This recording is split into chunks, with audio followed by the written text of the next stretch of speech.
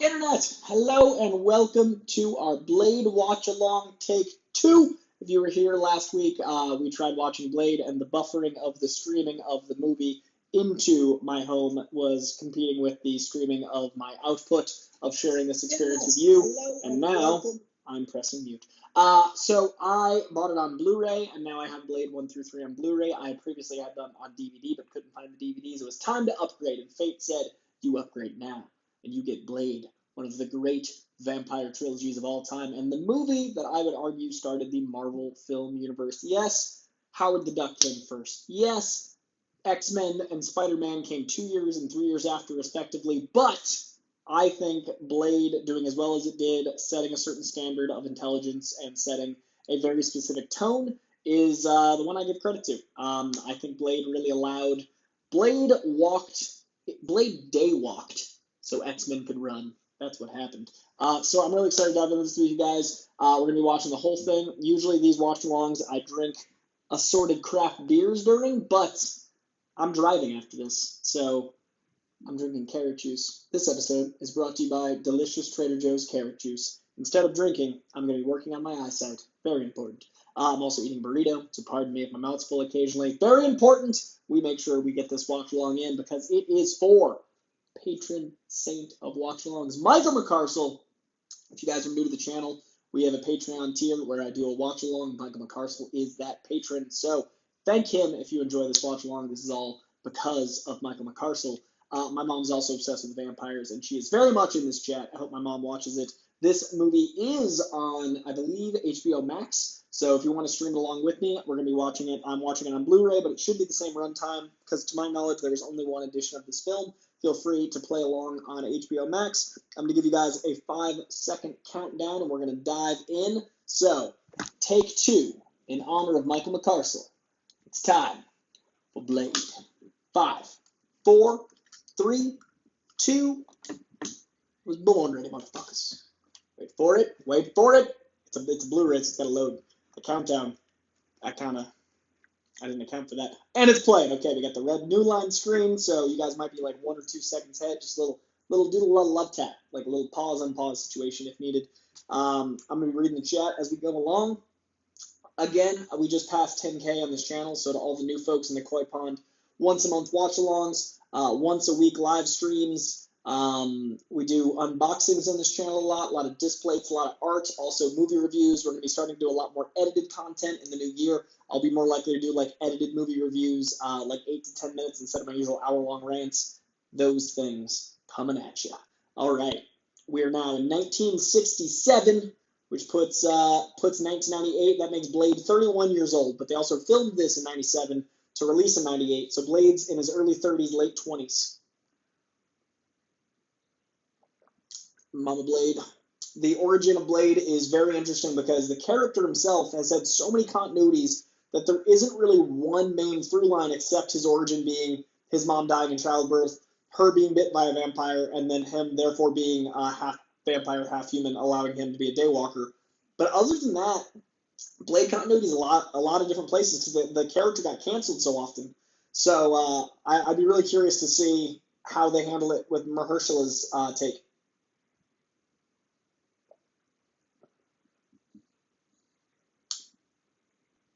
Again, very, very different tone at the jump. Movie kicks off very R-rated. Obviously, more blood in that opening scene than is in any other MCU film to date. Also, a piece of the times. 1998 was so ripe for bomb-ass techno. I am not much of an EDM guy, personally. My little brother loves it. My little brother actually makes pretty dope EDM. But I like techno, and that late 90s techno is my shit. The Matrix soundtrack, this, early Prodigy, Crystal Method. I still listen to the Prodigy religiously, and this soundtrack fucking owns, and we're getting that undercurrent now. Also, brilliant use of time-lapse. This movie came out in 98. I had it on VHS, and it blew my mind. Time-lapse to show, like, immortality, passage of time in a very creative way.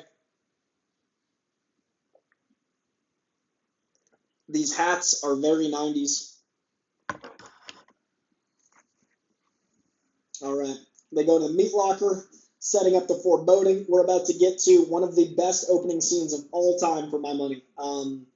This opening sequence is To this day, one of the most memorable comic book sequences I think of all time. Beautiful quick shot of a human on a meat hook, and now a series of sealed human beings setting up this bigger world building. But obviously this naive nightclubber doesn't know what's coming. Doesn't know what's coming. Oh, here it is. Man, this music and this club scene are both incredible. I still remember what it felt like the first time I heard this song. This was one of the first R-rated movies that I admittedly, I'm sorry, society, I couldn't buy this movie, so I may or may not have stole a VHS from Blockbuster, and I would have been 11. So this was one of the first. I remember I watched this on a taped over tape, like a VHS tape, like we would tape it off TV, and then I stole it like at 11 or 12, so I'd own it myself, and I had that VHS forever.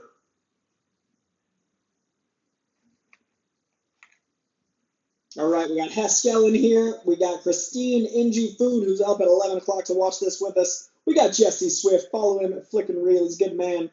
Rebecca Buskey's talking about the times. Marvel Zombies would be undeadpool. I like this joke. I also love the setting up of him in red. We've got these vampires in like blacks and whites. This movie influenced the fuck out of The Matrix. They were made about the same time, but there's a lot of like that trench coat style, or maybe it was one of those like Armageddon Deep Impact things where they're rising up at the same time, but the style of The Matrix and that counterculture is beautifully illustrated here in the year before. I'm really curious what counterculture movies look like today. Executive producers Stanley, Avi Arad, and Joseph Calamari. Stanley producing credit, 1998. That's right. But you'll notice all the vampires are in white and black because they know what's about to go down. He's wearing a red jacket. Good foreshadowing. Eric Patterson, what up? Rebecca Buskey. We got Jennifer Armstrong. My mom's in here. We got Curtis Mason, patron saint of producing. Curtis Mason is how all of this is possible. We also just got some love for Marv Wolfman. Not a lot of creators get opening title credits, in my opinion. It is good to see back in '98 them giving comic creators some love. And then we got that Marvel Comics credit, which is a beautiful thing as well. We got our first shot at Donald Logue here. Donald Logue is such an incredible actor. It took me a long time to see him as anything but this character, but Donald Logue's a beast. Now on Gotham. And now he's about to realize how fucked he is. The blood rave. This image is seared into my mind forever.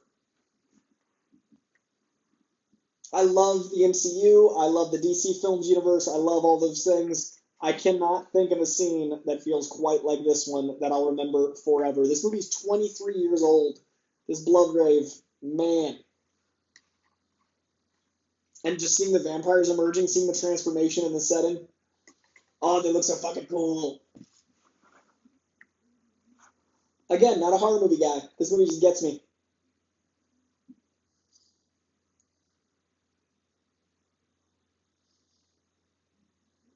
What a terrifying way to get dismembered. Like, just the sheer panic first. So it's raining blood on this guy, and he's still about to get eviscerated.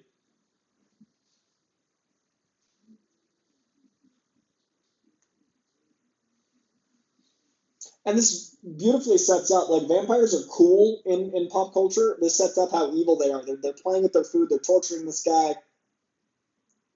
Michael McCarstle says, like something out of a Slipknot video. Also very late 90s of you. Jennifer Armstrong from North Pole, Alaska. What up, North Pole, watching Blade with us? That's awesome. Blade would do well there, I imagine, in the dark seasons. Or vampires would, I imagine. Blade's fine.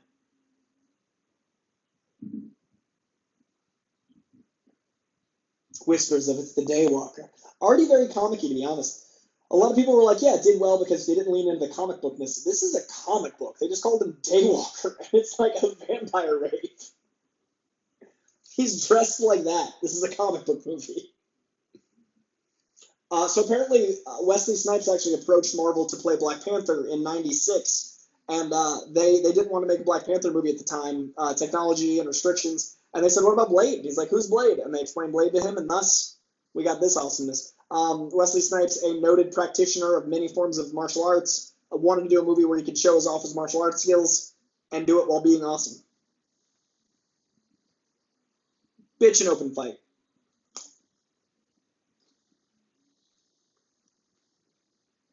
I love that the CGI actually holds up on the way these things get, like, dusted. This does not look bad for 23 years ago. The skeleton first, then them, like, catching on fire, which, like, you know, mirrors the sun effects, mirrors, like, how they die naturally.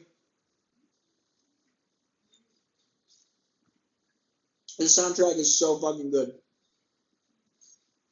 So, last week, when we didn't succeed at doing this watch-along, I actually went to the gym after and I played the Blade soundtrack through, and it definitely helped my gains. So, Michael McCarstle, you're responsible for some gains. I appreciate you.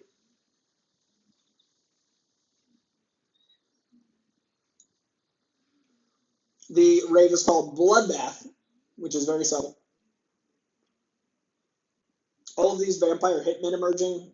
Comic book movie, you guys. Baby Donald Logue, let's go. Oh, the line in the sand with the sword. The fact that Wesley Snipes wields the sword this well, absolutely incredible. I also love that Wesley Snipes wanted to play Black Panther. Like, it's so cool to knew Black Panther enough to, like, pursue that at Marvel. A lot of respect. What a perfect setting, too. This, like, underground bath for all the blood, to show the history of the vampires, to give you, like, a bit of history and lore without saying a word, and then you get this awesome action set piece on a closed set, beautifully lit. All of this. Like, we've established in 5 minutes how fucking awesome Blade is. How powerful the vampires are. We've got a bit of history, we've got some world building, and then Wesley Snipes being a boss. 5 minutes.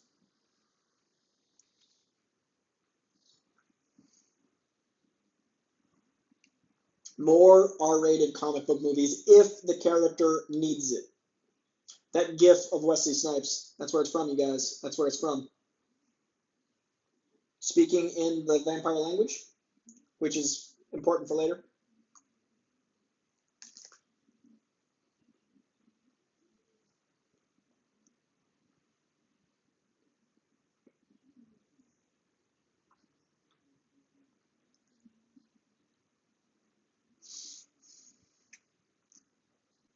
Now, this is why he's an anti-hero, right? Like, in comic books, it's not good, bad, it's anti-hero. So this guy, he's good, didn't get bit, survived.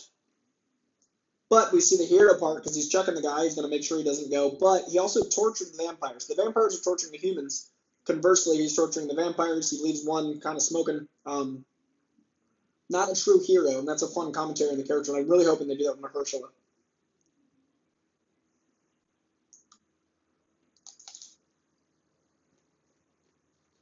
Also, this movie's budget wasn't crazy, but it being shot on film, the amount of practical they did, the fact that the stunts were actually done by people, not special effects, all of that is why this movie holds up so well. I like Blade 2, but I haven't seen it in years, and I worry about all the special effects not yielding as well.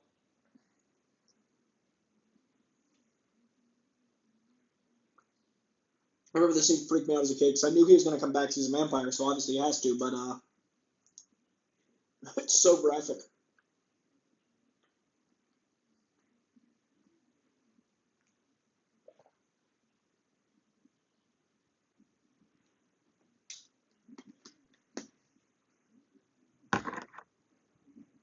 Now we meet the future love interest, who happens to be a blood scientist.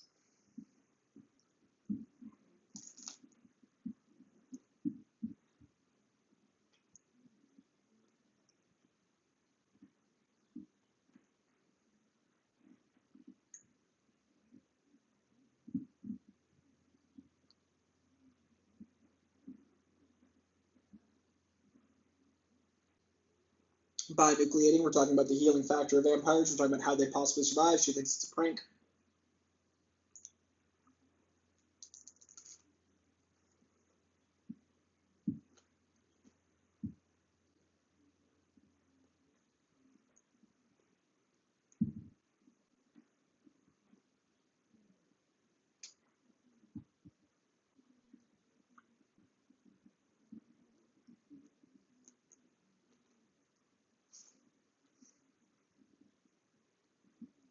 Adorable squirrely guy.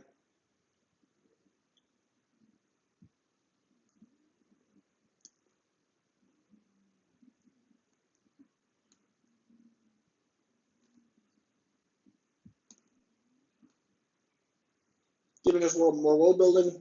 Canines, they need to protrude. If you're going to be a vampire, there has to be some musculature there. I love that.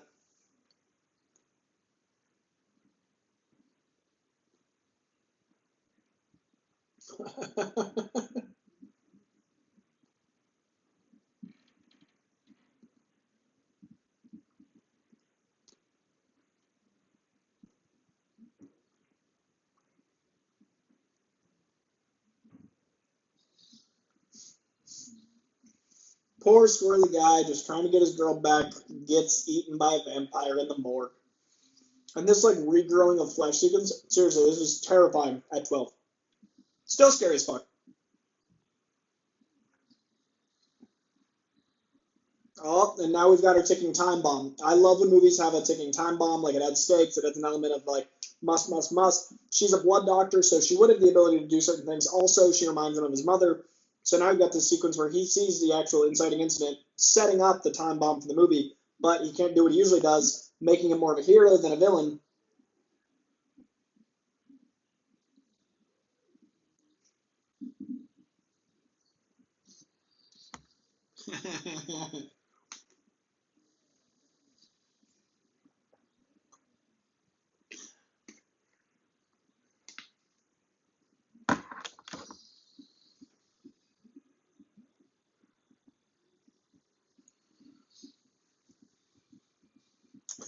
Falling into an ambulance already occupied.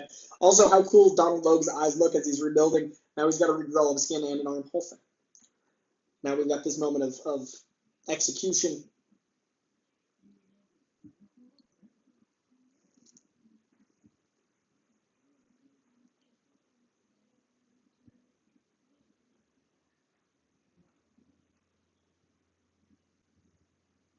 So not only do you have the mom parallel here, but also he kind of let this happen because he didn't kill him fully. So he came to finish him off, but like she'd be okay if it wasn't for him.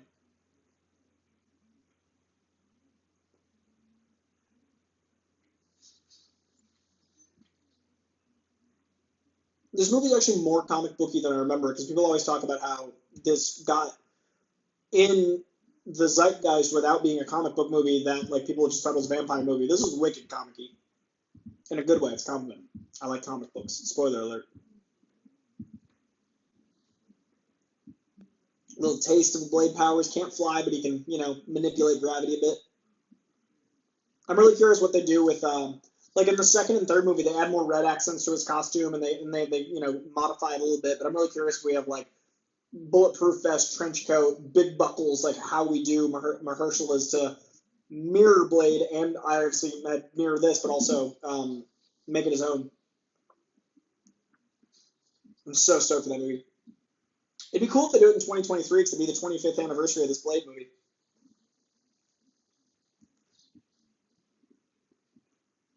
Also, how the fuck is Blade 23 years old?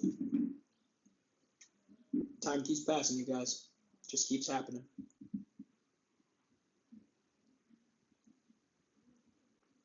All right, so that's basically your opening. It's setting up the world, history, lore, physiology. We've met our lead characters. Now we've got a little bit of transition. We're about to have a breather. All that action. If you think about it, that was like 3 action set pieces in a row.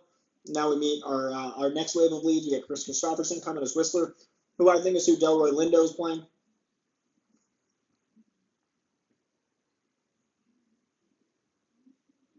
Oh shit, this movie is set in LA. Okay, so when I was a kid, I didn't live in LA. I'm a Boston kid. So I always wondered where this city was. I always just assumed it was like made up. But this is very much the LA skyline, and this feels like LA. I think this is LA.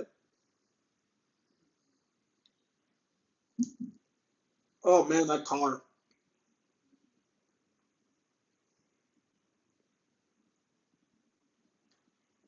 I will read the live chat after this burrito.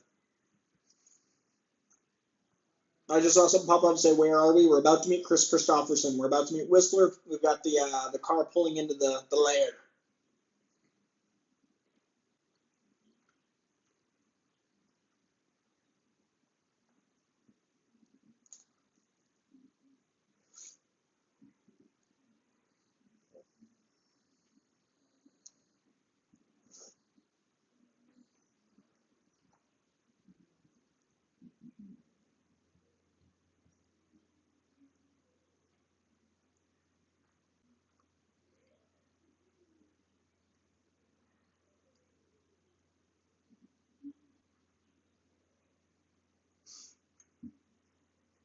I love their dynamic.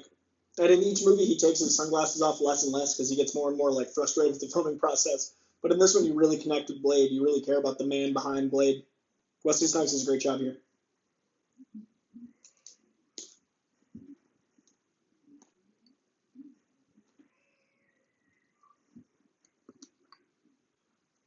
Burritos are hard to eat on camera, you guys. I'm not gonna lie to you.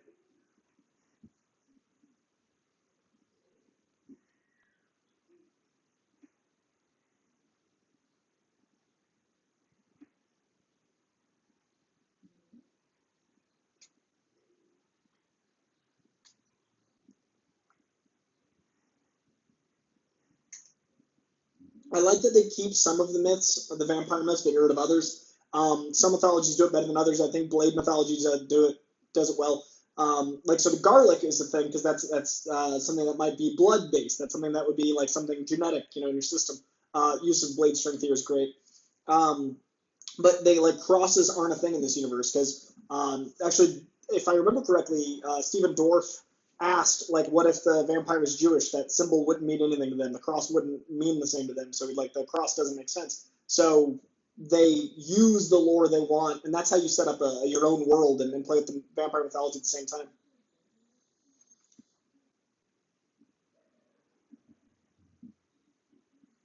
Now we meet our bad guys, corporate America.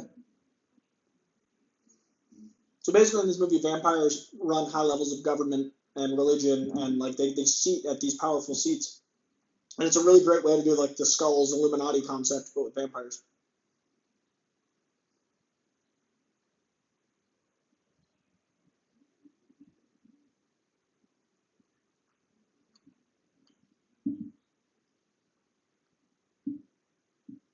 Silver, also molecular, also could be something that would be an allergy to the blood thing. So now we're dealing with very science based versus myth based, while still being a vampire movie. Stephen Dorff.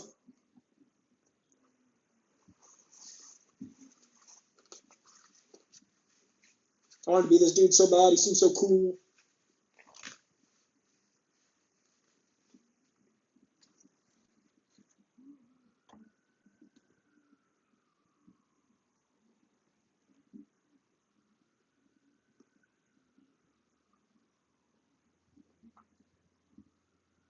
I love that there's a vampire language so much. That's something not enough of the movie mythologies do.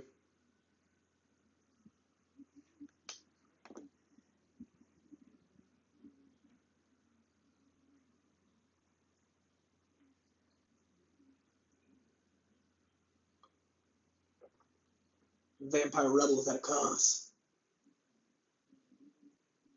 I love they refer to them as human politicians, not politicians. Like they are the standard. It's very X-Men.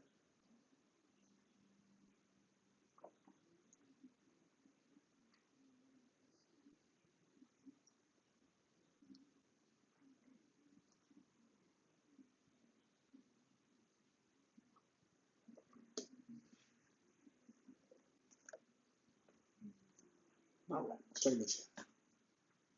Love this actor.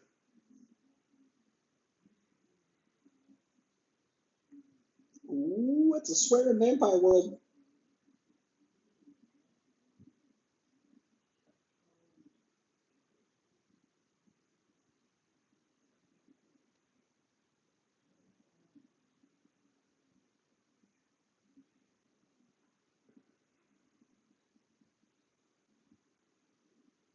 Hierarchy, structure, politics. Curtis Mason, let's do this. Haven't seen the movie in ages. Welcome, Curtis. My mom's watching with us.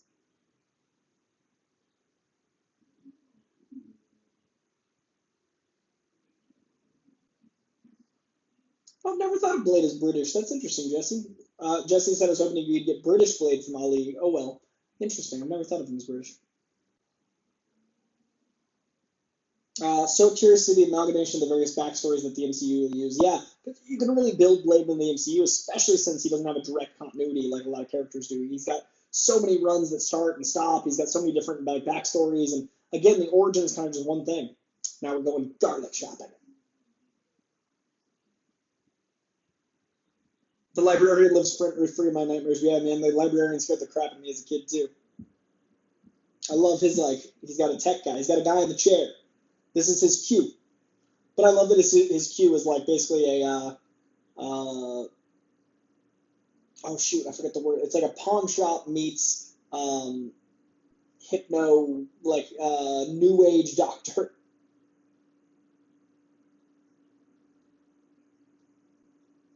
All the charts in the back, all the acupuncture.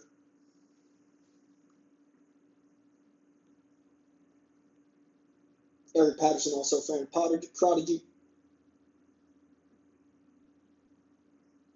Rebecca Busky says the only other opening that's here in my brain is the opening of Ghost Ship. I do not remember Ghost Ship, but I love that you have such a marker for you. Green Lantern, oh, just Green Lantern. Green Lantern himself says, the master of comic books, Mr. Coy, how are you, sir? I'm doing very well. I just had a burrito, got some carrot juice, very happy, watching Blade with some people I like very much. Vibing. That's what I'm doing. I'm vibing. A Blade and Underworld crossover would have been awesome. It apparently almost happened. That was a rumor for a while there. Apparently there were some talks. This song is on my workout playlist. So Dane McClellan, you're a smart man. Mike McCarstle, contributor of Gains. Blade does have a katana. Yes. It wasn't an apple. That was crunchy. It was a burrito, but thank you. All right, so she's awake. Now she's exploring. This is another great way to get some exposition. What's great about this character is since she's a human in a vampire world, she innately becomes our eyeline. So from a filmmaking standpoint, you want someone that is going to introduce us to things in the world without being exposition heavy. So with her as our eyeline, one, we have sympathy for this character. We care about her ticking time bomb. We want her to be healthy. We're endeared to a strong female lead. And since she becomes a pseudo love interest to Blade, it gives us a really fun way to feel connected to our lead character while also putting us in the world. And here we see some of the text, some of the stakes. She's smart to, move hand because, oh shit. Also, that's great foreshadowing. You've got some elements of booby trapping, his intelligence there. My mom said the blood she's looking at is her screensaver. That's awesome. My mom loves vampires. That is very apropos. Christine says, I saw this in the cinema with the same guy that introduced me to Spawn and the X-Men. He sounds like a smart guy. Or at least good taste. Maybe not a smart guy, but at least good taste.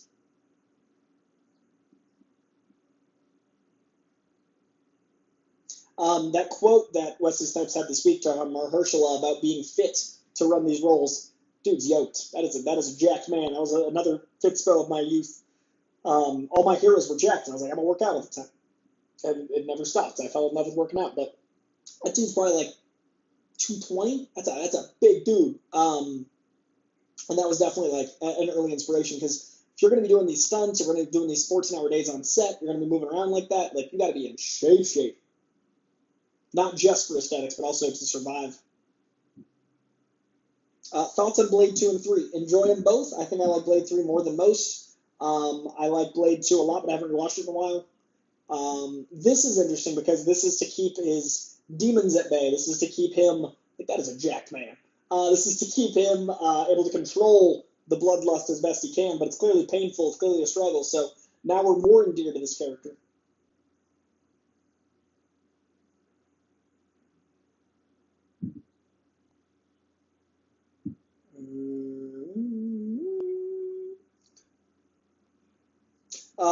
Dane says, bro, I'm worried there's going to be another Spidey trailer on the 29th showing too much. I hope that whatever trailer we might or might not get won't show too much. I'm liking what they're doing so far. I don't know any more than you do yet, but when I do, when I'm allowed to tell you, I will.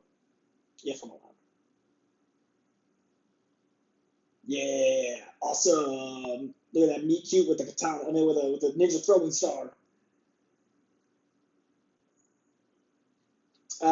Green Lantern asks, he himself created that serum to help keep his vampire side down, right? Him and Whistler, in my opinion, were the ones doing it. Michael McCarstle, yes, those cops definitely did almost shoot it. Yeah, she says, even Coy, just wanted to hop in and congratulate on the Spidey event. You were incredible and so well earned. Thank you. Much appreciated. Now we're adding more science. We're adding some Latin. We're adding some context for where they came from. I like the idea of migration because they're going to be more like animalistic.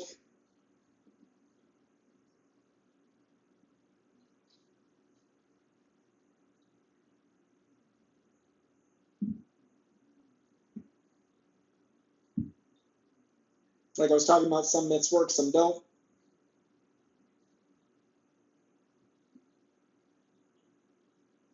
I like that garlic's anaphylactic shock, which is a fun take.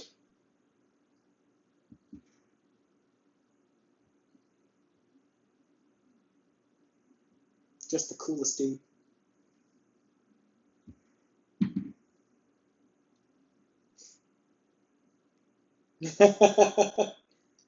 Let's see. From meeting Tom Holland to going back home and eating a microwave burrito, that's a good life. It is. It is. Feeling good. I appreciate you. Can't wait for the Blade trailer. Me either, song. Me either. Join late. Where are we up to? At that time, 1713. Thanks, Rebecca Busky. What if Wesley Snipes comes back to play Whistler? I love that. I think Delroy Lindo is going to be Whistler, but I love that. That's fun.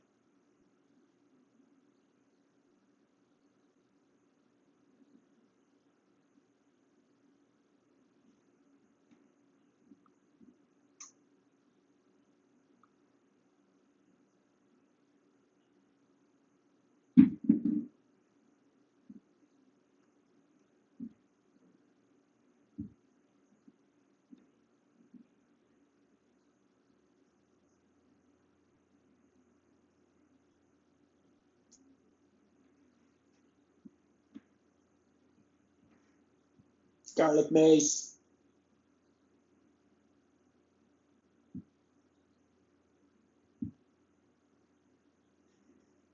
So we've also got a character that can essentially help them further. She's a blood doctor, etc. Great world building.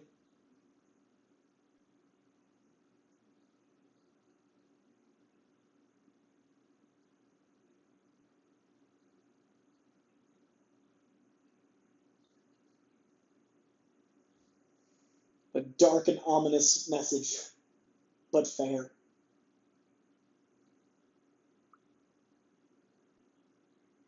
Let's see. Who do you think Dylan Lindo is going to play in Blade? I think he's going to be Whistler. I don't know yet, though. Time will tell. Like I said, Blade's got a whole big mythology that's not been explored, and it's highs and lows, twists and turns. They can do a lot. Mom, you're not behind it. Great. Lindo was amazing in Five Bloods. Get it? Blade, Five Bloods. The Five Bloods, the Five Blades. Some mythologies have the religious symbol be about the faith of the user as opposed to the faith of the vampire, which is my personal favorite.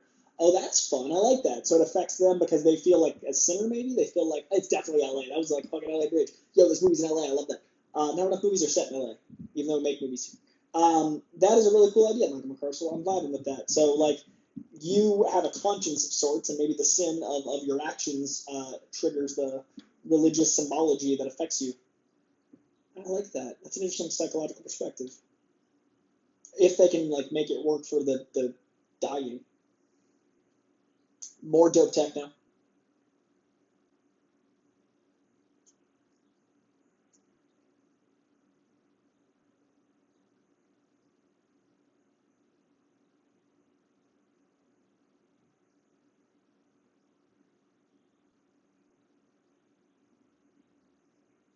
Great workout music, I'm telling you guys.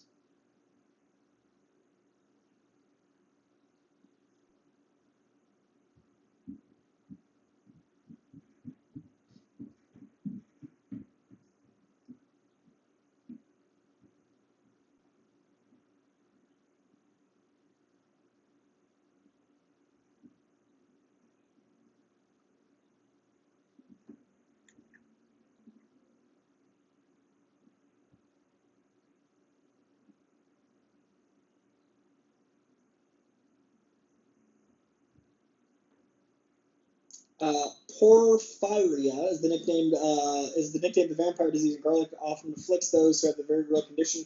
Garlic aggregates the hemoglobin in a negative way, causing extreme pain everywhere blood goes. Ooh, that's dark. My mom, thank you for sharing that. That sounds horrendous. That tracks with the myth. I like that. Gotta catch the replay, but wishing a happy viewing of the Koi Pond Faithful. By the way, fun movie fact. Ice skating uphill is how Stephen Dorff got those those six scrawny abs, bruh. Oh, that's funny. My favorite line from all these movies is some motherfucker's got ice skate uphill, and apparently that is how he got them abs because he was a skatey boy. That's a very fun fact. Thank you for that, AJ. That's amazing. I just made it up for fun. Maybe it's not a fun fact. Maybe it's a made up fact.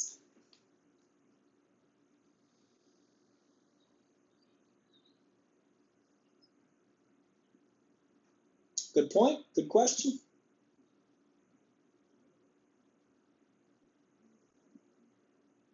Garlic is used as a medicine, especially in time for the scientific method. Garlic is still a decent antiseptic. It's also very tasty. Glad you could drop in for a minute, Edge. Take care. Agreed. Where am I? Rodney? Someone give Rodney the time code. Let's see. Coy's nickname in high school was Weight Room. That's true. One of my nicknames was Weight Room because I loved me the gym, and Blade helped that.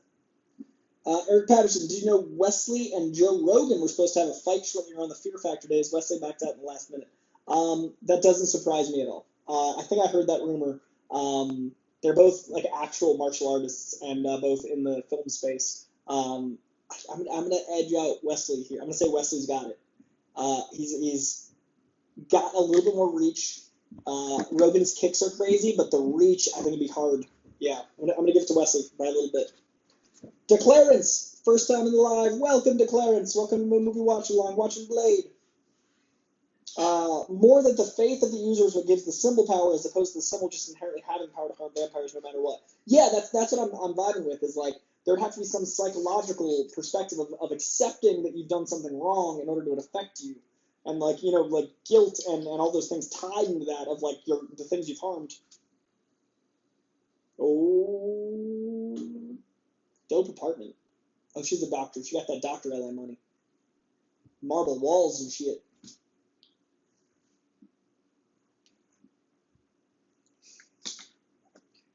We were at 34:20 about 20 seconds ago, for whom it helps. Oh, that apartment is fucking dope. Blood doctor money. Not blood money, being a doctor of blood money. Michael McCarstle said, I'd pay good money to see Snipes kick the shit out of Rogan. You know, even now at 50, I bet that'd be a great fight for both of them, but I still give it to Snipes. Still give it to Snipes. You know who I bet's vaccinated? Wesley Snipes. You know who isn't messing around with blood and intolerances? Blade.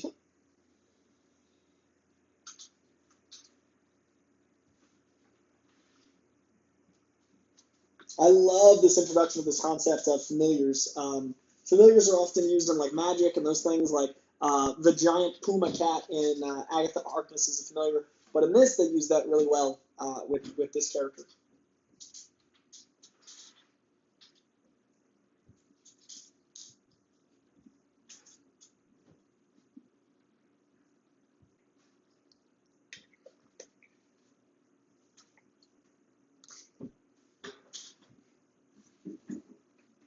Oh shit!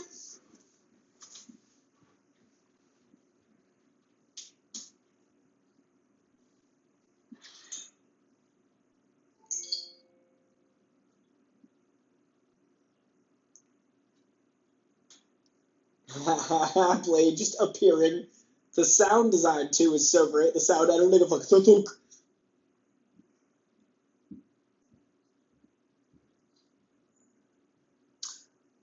Oh, so there's a familiar concept.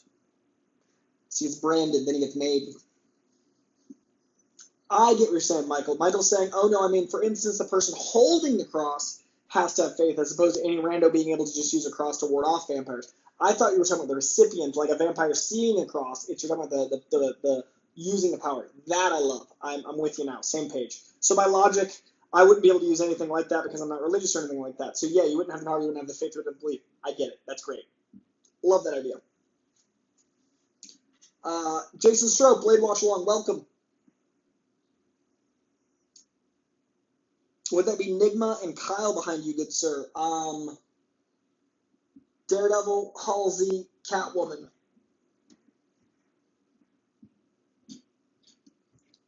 Will you do Blade 2 as well? Got some anime Jack Kirby awesomeness in that one. Maybe one day. Maybe one day. This watch along is thanks to the great Michael McCarstle. He and I landed on this movie. I only have time to do these like once a month, so this is what we landed on for this month. Hopefully returns. I hope Wesley returns for a remake role though. It'd be fun if he had some spot. Like I love the idea of him as Whistler, even though I do think that is going to be Delroy. But a cameo or something would be fucking awesome. Downtown LA looks so the same. A lot of this is the same. I love a West Coast vampire movie.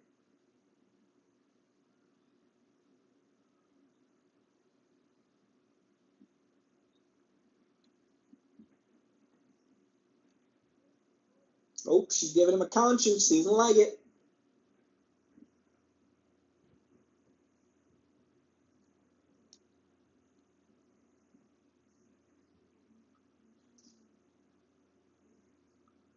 Sugar-coated topping. Real world beneath it.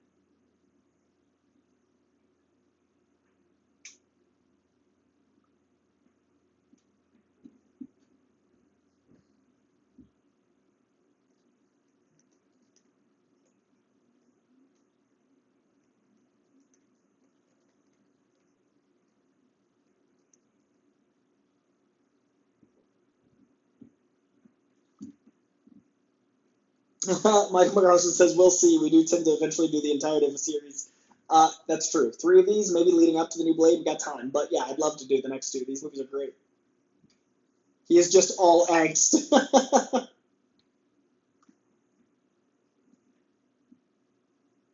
Just brooding angst. You know, he also would have been a great Batman. Like, young Wesley Snipes as Batman, I'd have been about it. Another awesome soundtrack choice. Man, something to the late 90s music. I don't know if I was the right age, music was in the right place, or what it is, but I got a sweet spot for that 90s. Again, great use of time-lapse, use of speed. Now we're catching up on basically a montage, but through awesome special effects. And what they're doing is they filmed this on film. They're playing the film faster. So we're seeing the film move erratically and quickly, and that gives us all that flavor. Michael McCarstle says, I'm not a car guy, but goddamn, the car's gorgeous. Completely agree. I'm a casual car guy. I used to be a major car guy, but I would spend many dollars on that car. When I have money, I definitely. What I'd love to do is to get one of those. And car people are gonna hate me for this, but I would love to modify it to be electric, but still have the guttural, warbly sounds, even if they're fake. But like a beastly car like that with like a Tesla engine in it, yes.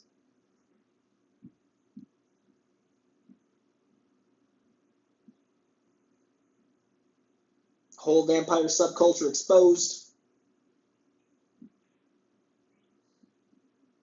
The way they move is interesting because they'd obviously be stronger and things would move lighter and differently. Like me. Yeah.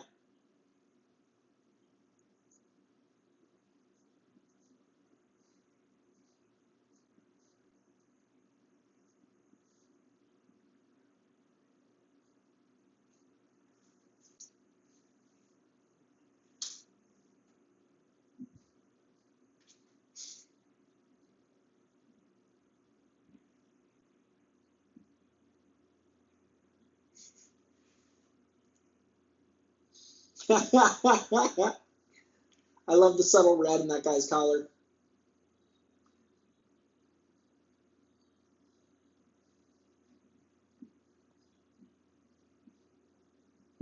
90s clubs were just a different thing. They were just a different thing.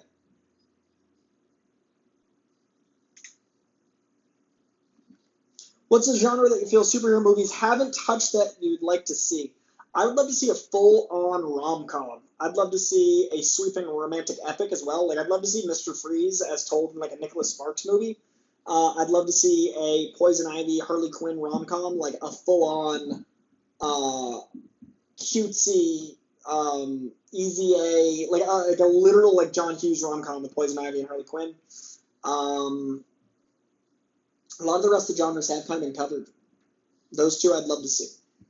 We've done horror, we've done westerns, we've done thrillers, we've done political. I'd like to see romantic, sweeping, and calm. Maybe a road trip movie. I'd love to see like a surreal road trip movie.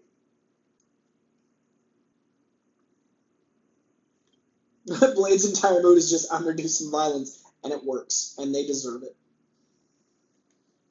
I want to do the electric engine with a Cadillac, says Bobo Odinson. Dig that idea.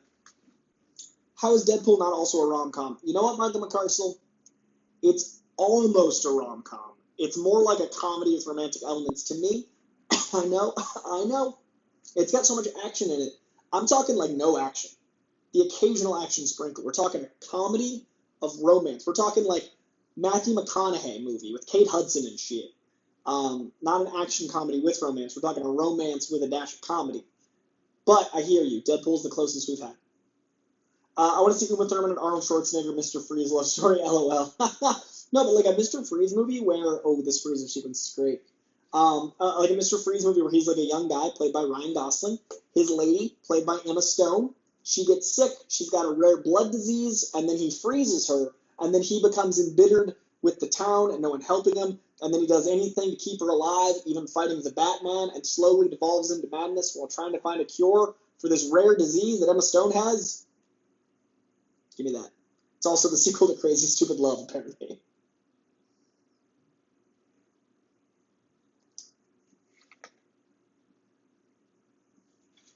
Deadpool and Louie Across America. There's your road trip movie in Harvey and Ivy rom-com. That's what I'm saying. Deacon Frost right handum is yes. Deacon was getting a handy, and the big bad was getting Dome in the club. Blade set the tone for Marvel Netflix series. Yeah, Ephraim Guzman. This was an R-rated movie for violence, sexuality, everything. And then Netflix with Daredevil and Jessica Jones and Luke Cage were able to capitalize on that. And I do think there's a market for that. Hit Monkey's pretty R-rated. So Hulu's still carrying that on. I would like to see more of that. Also in the 90s, we're just being like, this guy's just skinny. And it's like heart-throbbing. Skinny guy. No one talks of how amazing an actor Donald Logue is, an actor he's amazing in Blade. Yeah, no, he's incredible, man. Donald Logue is so good in this. I would pay all the money to see a Deadpool Louis road trip movie. Maybe one day. Maybe one day. Just Louis explaining stories, and then Deadpool explaining how he's wrong, and then telling his version. And yeah, I'm in. I've always said a Deadpool Spider-Man road trip movie with Andrew Garfield, Spider-Man, and Deadpool. Oh, we cracked it. Evil, villain, smile. All the different familiar symbols. I love the Egyptian symbology use of like the classic language, because you could kind of infer that they've been around longer than they are, and all the things they might have influenced culture through.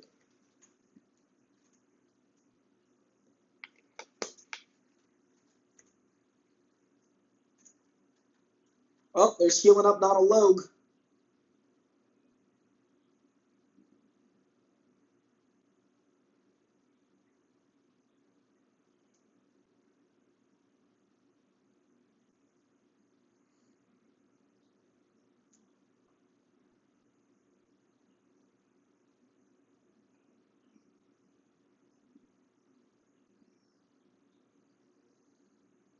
I don't know what they were watching. That CGI was rough.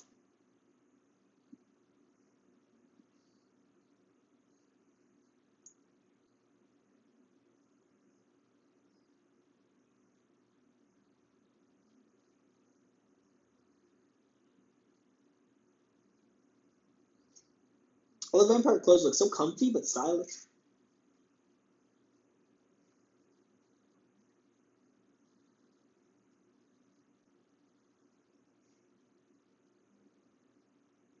You know, we've talked about in the Marvel Cinematic Universe how Deadpool is going to be rated R, but they've said that Blade won't be, and you know, I don't know how that's going to work. I know if you show any blood, it's pretty much guaranteed rated R, and vampires without blood is going to be tricky. And I know they do PG-13 vampire movies, but it's one of the only times I've looked at like the slate and been like, I don't know. What? Like, this is an R-rated character to me. Like, Deadpool's R-rated to me. Blade's R-rated to me. There's not a ton of characters that have to be R. I do feel like Blade is one, but I've been proven wrong before. Let's see. Rebecca says, I would pay some money. Maybe throw in some Korg. Like, Korg's in the road trip. I'm in for that being a stop. Imagine Blade from Dusk Till Dawn crossover where he has to fight in the vampire bar. Into that. Into it. Scoba, welcome. Oh, the librarian, Jesse Swift's favorite scene. Yeah, this scene is horrendous. It fucks me up. So gross.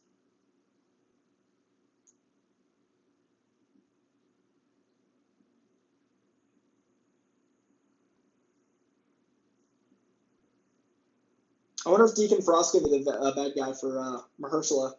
Because, again, there's not a lot of, like, main direct baddies.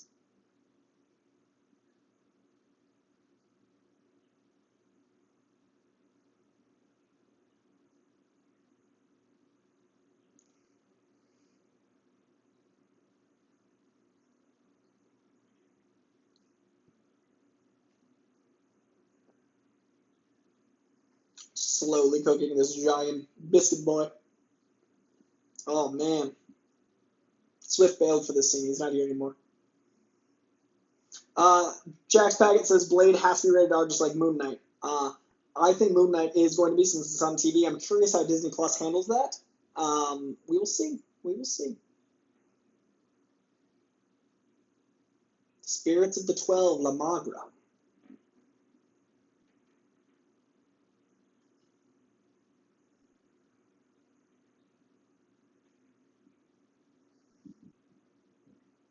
Corey J. Wayne says Alita was a pretty hardcore PG-13. They got away with it because most of the violence involved robots, so maybe they could get away with it if the vampires were more monstrous. Yeah, but they're eating humans. Humans are people, like just day-to-day people. I don't know how they can have people being consumed without blood, is the trickiness.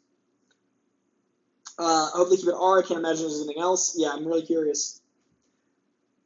I know they feel like they can make all the money anyway, and they can, but will it be... I mean, a lot of Marvel fans are older as well, so I'm curious how to handle that.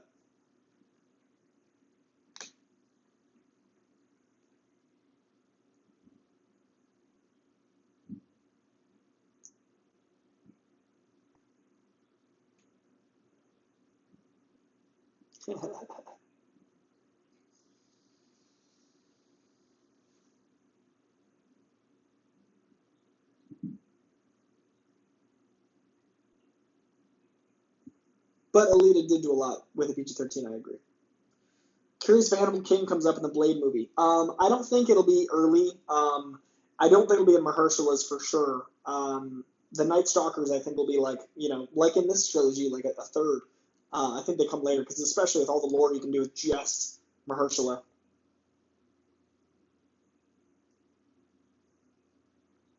Empire Bible.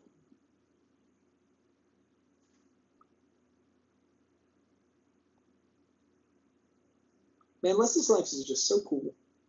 So cool. Just cool dude. Look at this coolness. Also, if you don't follow Wesley Snipes on Twitter, he's one of the most heartwarming, positive follows on Twitter. He's fantastic. Big fan.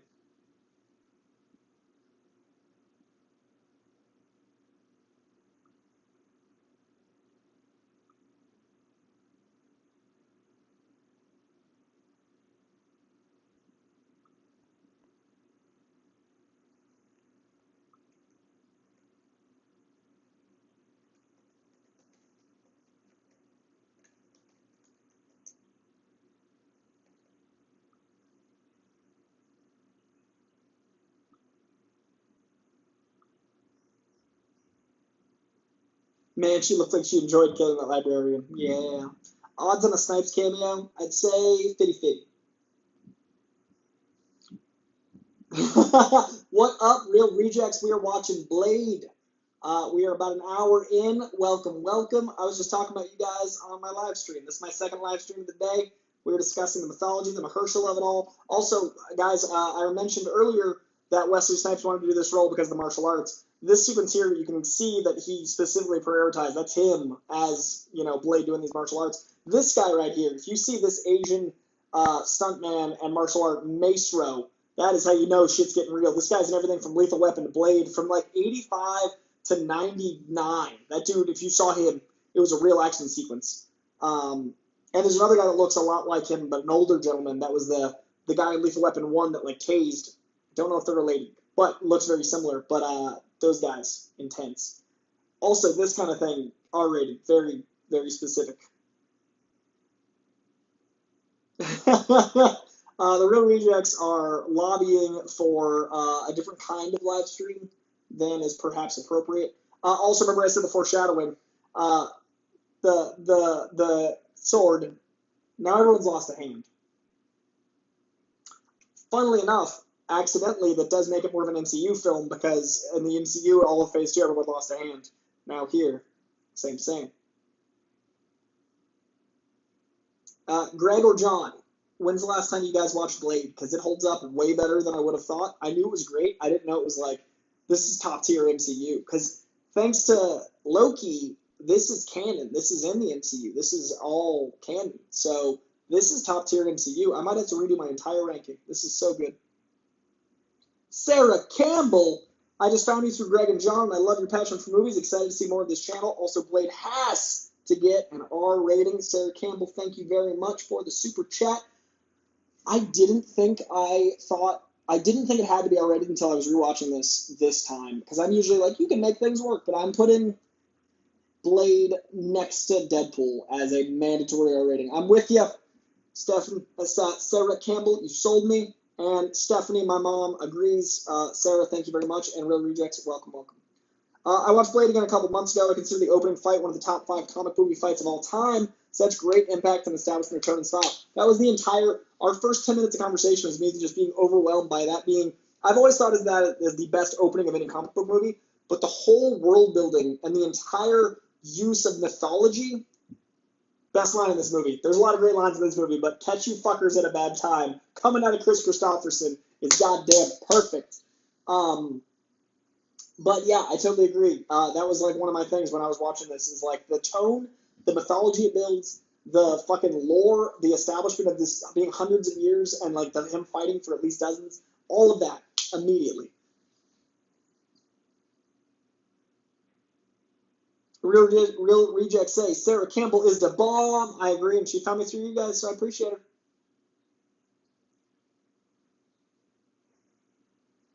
I catch you motherfuckers at a bad time. For some reason, I thought that was in the second movie. I was so happy to hear that just now. Now, this train sequence is also dope. Yo, I know people love X-Men and Spider-Man movies, and I love them too, but this Blade movie is better than any Sam Raimi Spider-Man movie. Clip that out. I don't even care. Blade 1 is better than all 3 of the Sam Raimi Spider-Man films. You heard me.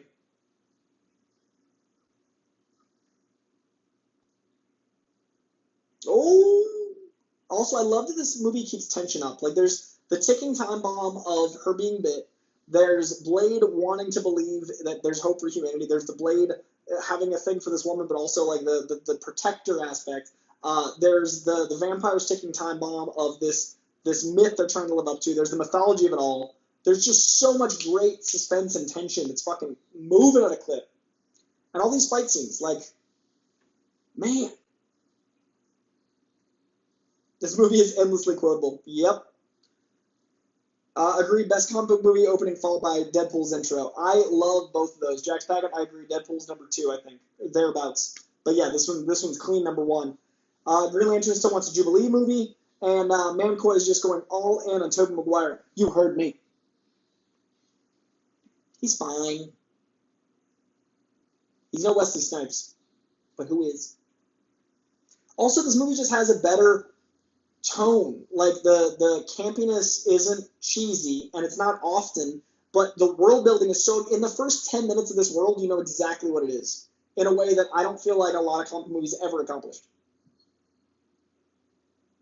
Like, this whole sequence, look at all this, like, great actual motion, him being an actual stuntman and doing all of these things, you feel the physicality of Blade. All of this stuff feels real, like, and even this, like, come on.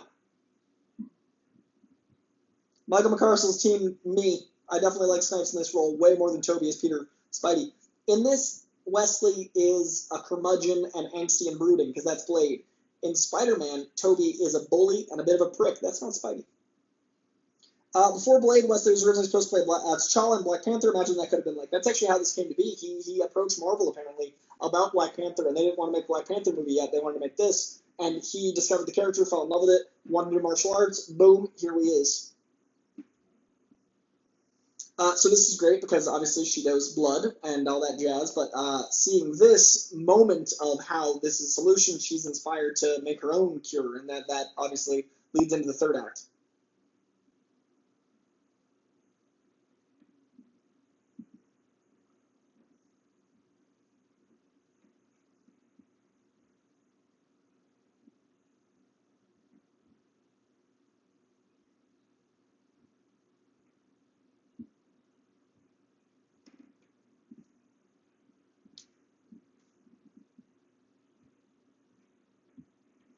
So what's great about this character, Whistler, is he was introduced he's actually one of the rare occasions where he's not a comic book character first, he's an animated series character first.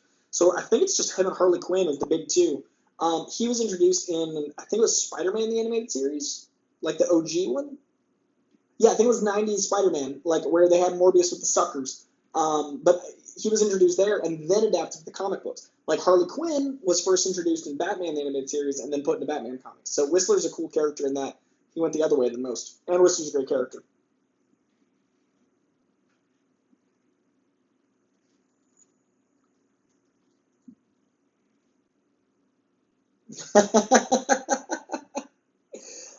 Real Reject said before Coy interviewed Tom Holland, he said Toby was his favorite Spider-Man. Well, I see that you guys haven't been watching my Spider-Man watch-along at the big thing because Toby...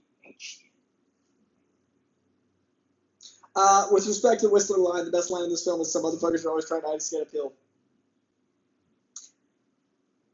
That's a really good line. I think that's my favorite line of the trilogy. I thought it was in the third one, but if it's in this one, that's the winner. You're right. You're right. Suit aside, I think it would be missed opportunity to not cast Wesley Snipes as the Jamal Afari in the new Blade movie for the MCU. Ooh. I like that. I like that. And Peter Spidey was kind of a prick in the 60s and 70s, exactly the version that Toby was playing. Yeah, but he wasn't like, he was like aloof and like a little like standoffish. He wasn't like a bully to me. Like he was too cool for school, but he was still like not, I don't know, it didn't land for me. But I get where you're coming from. I see what you're saying, the Steve Ditko era. I do get it. I like the dichotomy of her left shoulder being dislocated and him popping it back in, and his right shoulder being out and her popping it back in. Rebecca must be good note. I like that as well. Good attention. I did that. Do you think Deacon Frost as La Magra could take on Morbius? Ooh, that'd be a good fight. Well, what's tricky is like Morbius is science-based and accidentally a vampire. So I wonder if they have like what DNA they have in common, what strengths and weaknesses, and like what. These are good questions. These are good questions. I like that. I also like the playground rules of it all, like this versus this comic books.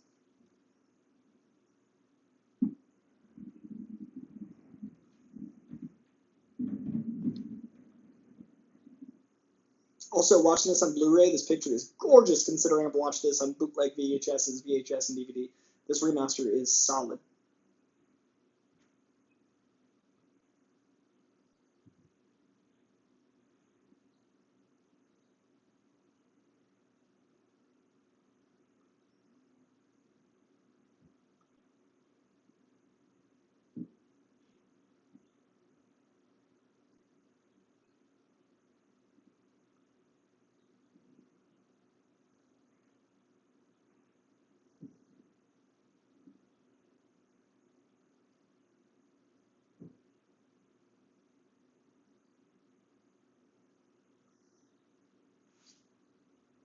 I also love that the supporting vampires have plenty to do. Like, these aren't one-off characters. There's, like, a lot going on, which I dig.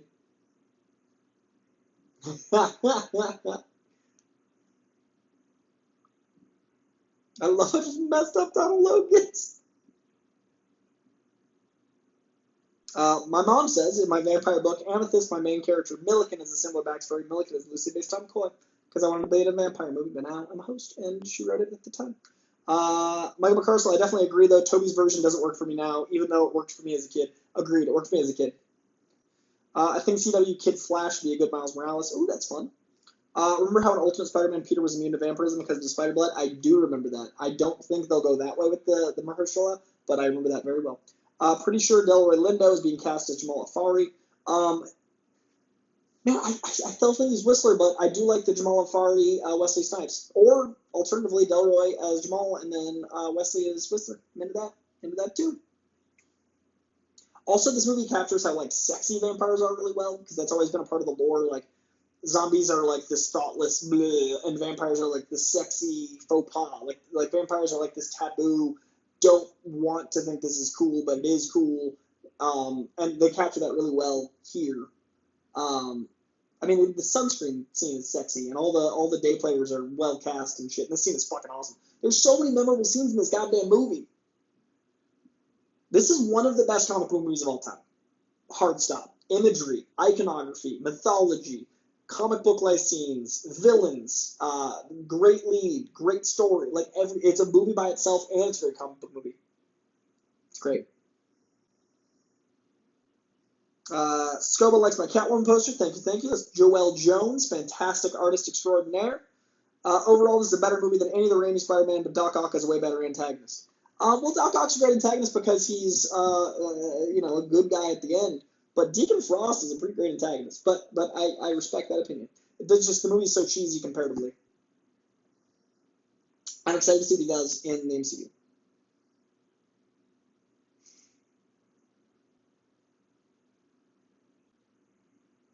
What a great slow torture scene.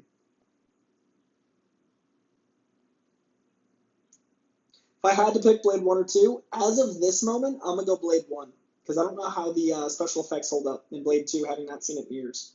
Delroy Lindo is a great casting either way, whether he's Jamal or not. And I think as an actor, maybe a kick-ass villain. I'd love to see Delroy as a villain. Or Whistler. I'm telling you, Delroy Lindo's been great. What up, new subscriber? Welcome.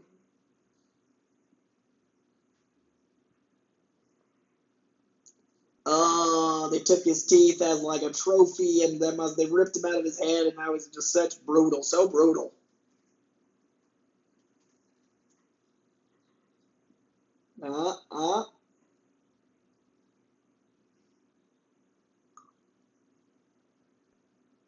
In Blade Trinity, they actually have a meta commentary on the sexualization of vampires, so my point is valid. Yeah, the world building in all three of these is great. It really evolves in a great way. Oh, man, that's so hardcore.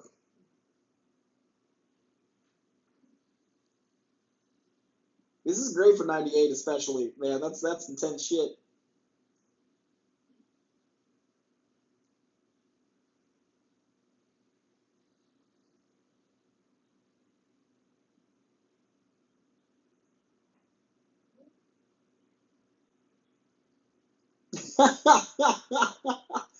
The Real Rejects with a very, very important note saying Toby would put dirt in Blade's eyes. Okay, Reject Nation and the Real Rejects themselves. Who do you think wins a fight? Wesley Snipes' Blade or Tobey Maguire's Spider-Man? For all the marbles, if you're watching this after the live, leave it as a comment. If you're watching it in the live, I want to see it in the live chat. Wesley Snipes' Blade wins a fight or Tobey Maguire's Spider-Man? Who you got? In honor of that super chat from the Real Rejects. Let's see.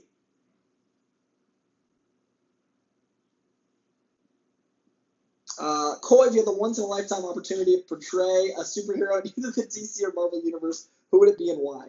I always wanted to play Carnage, but as I grew up, I think Flash Thompson. I think being someone that, like puny Parker, like a bully, but also loving Spider-Man, like I'd be really good at loving Spider-Man, and I kind of look like a bully, and I kind of look like a Flash Thompson. So I think Flash Thompson is like the best role for me, but I think Carnage would be fun. I also would have loved to have played Guy Gardner. Who else? Con-El, Superman's clone. Kyle Rayner. No, not Kyle Rayner, Guy Gardner. Kyle Rayner should be a person of color that has like a great artistic background. I don't have that artistic vibe. I want like an artiste. Yeah, those ones off the top of my head. I should have just Venmo'd you. Hey, we contributed to YouTube, and you contributed to me, and YouTube, I'm learning, is worth the investment. So we're paying it forward. Okay, let's see. I love that she just built a weapon for Blade, so now she's shown a worthiness to Whistler. She's shown a worthiness to Blade to keep bringing her on missions. Because in the beginning, he's like, you're useless to me. Look at all this use. She's awesome. And I love that she's using her smarts. I really love this as a strong lead. That character of Karen, the studio wanted to cast a white woman, and Wesley Snipes was like, nope. So they cast this incredible actress. This movie, by the way, was supposed to originally end with Morbius. The last shot of this movie was supposed to introduce Morbius for the sequel. They went a different direction for the sequel. Obviously, didn't use Morbius, but originally Morbius was supposed to be the villain for 2 and made an appearance in this film. In the distance. Okay, let's see. Blade is so fucking good. I love this movie and character. So excited to be in the spotlight again. Agreed. People like to shit on Blade Trinity, but I don't hate it. Sarah Campbell. Guys, Real Rejects were right. Sarah Campbell is the shit. She likes Blade Trinity because she should. Correct. We're learning the brutalness of Whistler having cancer. Again, that's a fairly new character. Spider-Man was in 94. The Spider-Man 94 animated series. So at the oldest, that character was 3 years old when they made this probably within 2 years. So that's really cool that this movie adapted him so quickly. Okay, Snipes' Blade, hands down. Wesley's Blade, Wesley all day. Deacon is pure sleaze and he reveals it, so you gotta love him for it. Yeah, Deacon's a great villain. Is Toby pulling his punches, even throwing his full punches? Wesley's got him, man. But I'm gonna say that is 1 for Wesley for Jack's Packet. Ooh, now we find out more of a ticking time bomb. We didn't catch it in time. We're losing Karen. It's brutal because we've fallen in love with this character. She's awesome.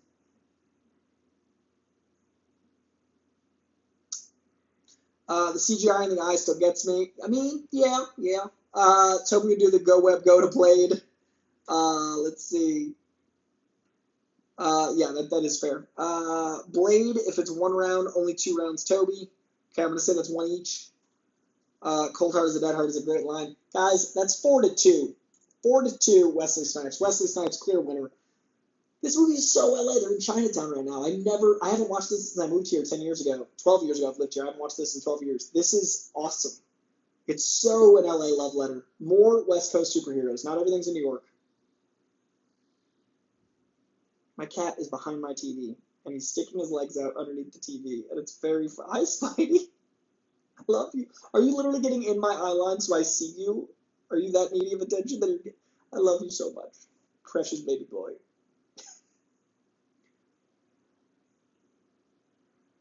Be a good fight, but Blade takes it. I agree. Real rejects. It's confirmed. I love that Deacon is super pale, sunblocked, daywalking. He's such a good villain.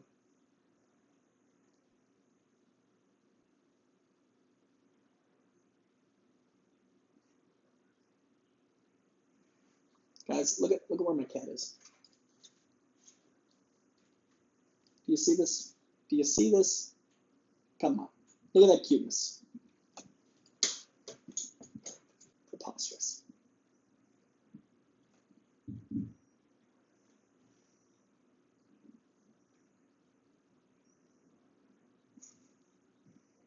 What's up, Sun Moon?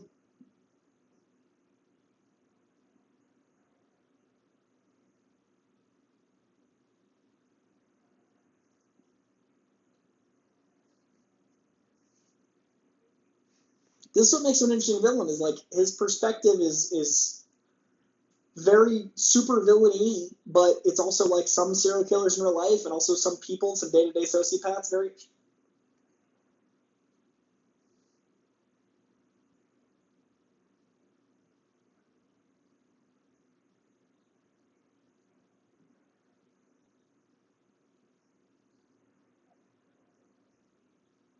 Everyone says hi, Spidey Cat. You're doing great work. Oh, he knows too much.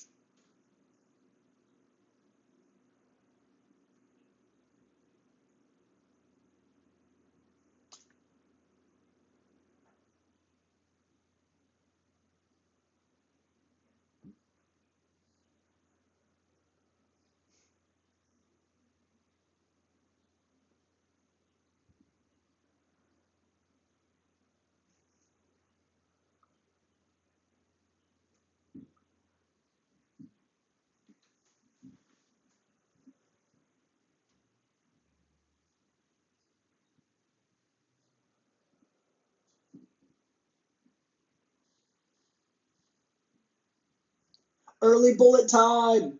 Again.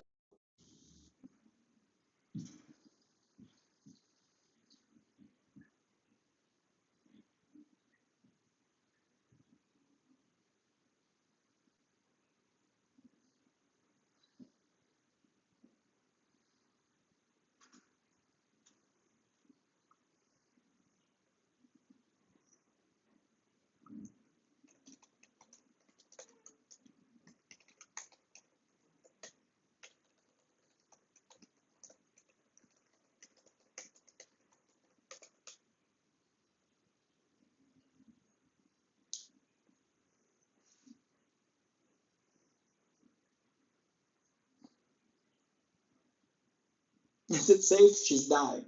Also, this relationship, because he's got cancer and it's terminal and trying to solve a problem, their bond over that.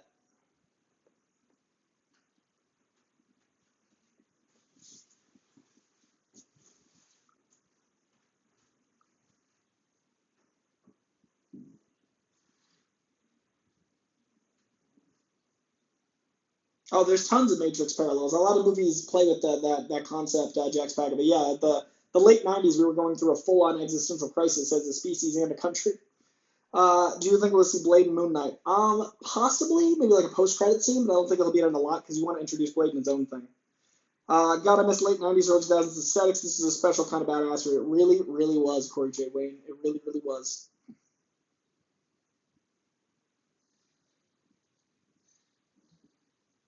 This chat is sus. Real readers can't trust the chat. Can't trust it.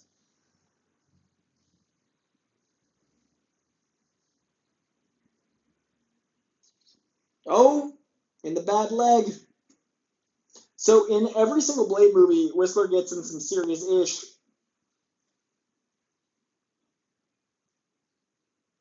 I think Deacon might be my favorite villain of the three. I think Deacon Frost takes it. Stephen Dorff's awesome. Who would go on to make fun of comic book movies recently and then like apologize for it and like take it back? But like, I don't. This is a very comic book based movie.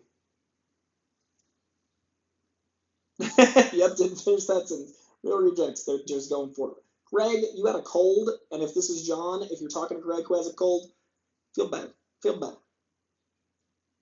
Star Drew, there's no such thing as late because time's a flat circle and this is a recording, so you got infinite options. Restart, play along, welcome. Welcome.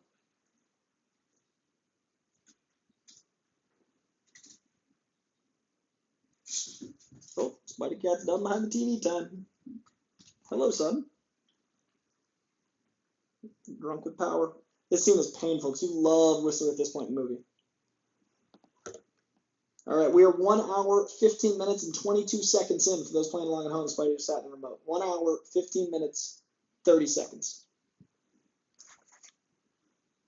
Real rejects. Image, Imagine an Among Us game with Marvel characters. That's all you guys. There's heavy rumor that Barry Kogan or Druid from Eternals is playing a very big major role in the Batman film. I have heard that. I've heard that as well. I'm not going to even say what it is, but I've heard that. Oof. I love that he can't even look like he's so.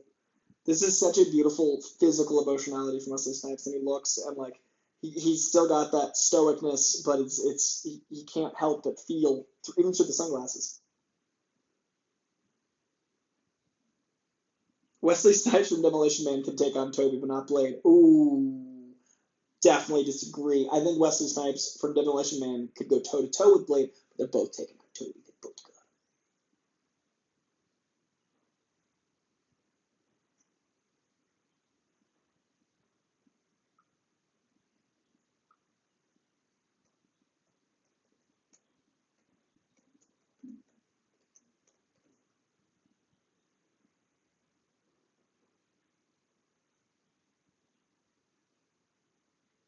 I love that he's like the gentle swipes trying to do something and help.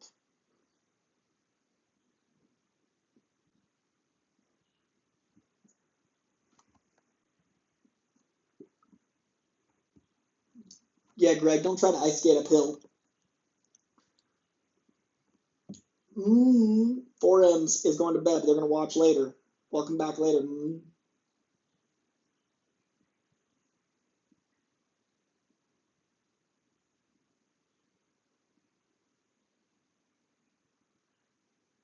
They do a really clever thing with his death here that is like peak comic book if you don't see it on screen.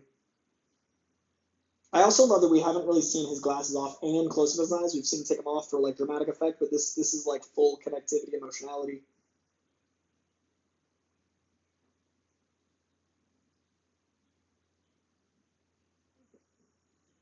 Sun Moon asks, just want to know your thoughts about Batman. I know that you're so hyped for new and the Real Rejects reaction mashup. Want to know what do you expect from the movie? I think it's going to be the best Batman movie we've ever had. I think it's a detective movie. I think it's a low budget noir. I think it's going to be a psychological test of what Pattinson can do as an actor, but in the vein of Batman. I think it's going to be him trying not to break his own rule. I think it's going to be more of a commentary on wealth inequality than other Batman movies. I think it's going to be a commentary on a billionaire who could use his money to help people directly, but instead uses it to beat up people with mental health issues. I think it's going to be a beautiful story that we haven't had yet with Batman, handled by masters of the genre, and I think Zoe Kravitz as Catwoman already has my heart. That's what I think so far. God, this scene hurts.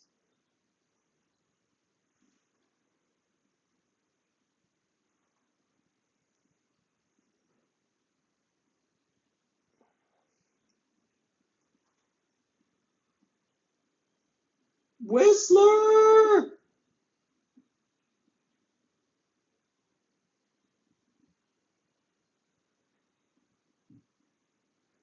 Chris Christopherson, you acting like a goddamn god son of a bitch. Great music and skills as an actor. Uh, okay, so Toby could beat up Batman. Nah, I take that back. He's got a lot of Toby assessment to do. Now I know it's Greg. Rejects, it's your boy. What up, Jesse Swift? Sun Moon, welcome to 10 a.m. Here he is. Welcome to your good morning blade. Now we see him doing some smelting. I love this meditative aspect because, like, especially in martial arts, there's a mental element to it as well. Wesley Snipes, noted martial artist, he's practicing, so we get this suit up sequence, mental as well as physical, which is very important for any battle. I love this whole silver sequence. Deacon is the best villain in the sequence. Dracula had a chance, but felt so boring, which is weird because I love him in Heatwave. Yeah, it was interesting how that didn't quite land. I think it's because of how big Jessica Biel and Ryan Reynolds' characters were that he felt small. Hey, Coy, how are you? I'm so glad to be getting the exposure that you are. You seem like such a nice guy and truly passionate about movies and comics. Love the energy. Thanks, Monarch. 1, great name. 2, I appreciate the fuck out of that. 3, that's how I try to be. Much appreciated. Thank you. What is the timestamp? We're at 1 minute, 1 hour, 1 hour, 20 minutes, 11 seconds.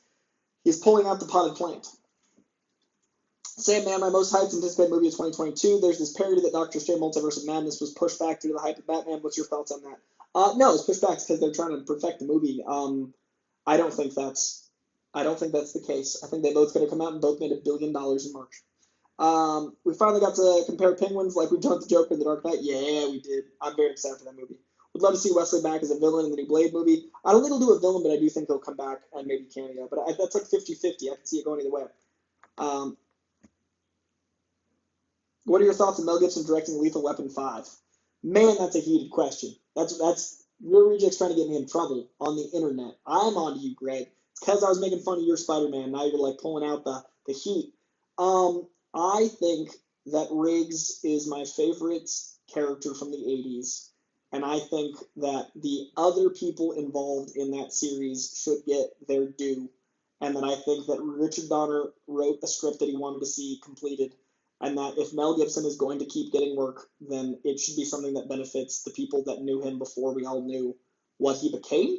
But I do think I will be sneaking in. Like, I don't want to, like, the money thing is tricky versus the art, because I'm a huge Lethal Weapon fan, but I also can't ignore some stuff. So, conflicted. I feel conflicted.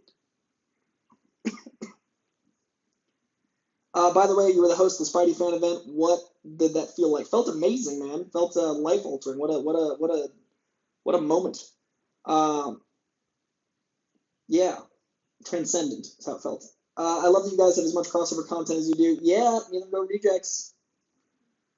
I love that parallel, by the way. The virus concept, because we also have the virus concept of humanity, how we just like run through things, and I love that the vampirism virus is another interesting commentary. And then, of course, the villain, the other side, act of God, this all-power monologue.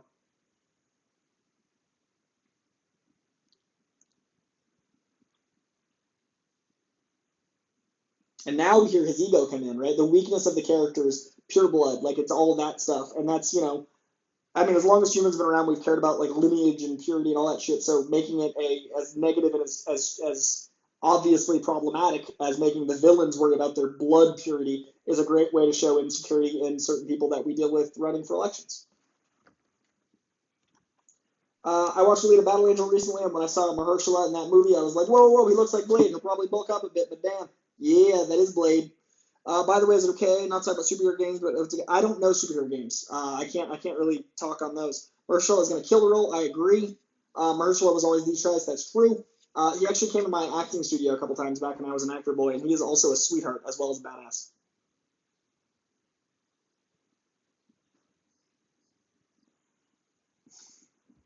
I wonder how much of this was improv. I love this little sequence of him making fun of Donald Logue.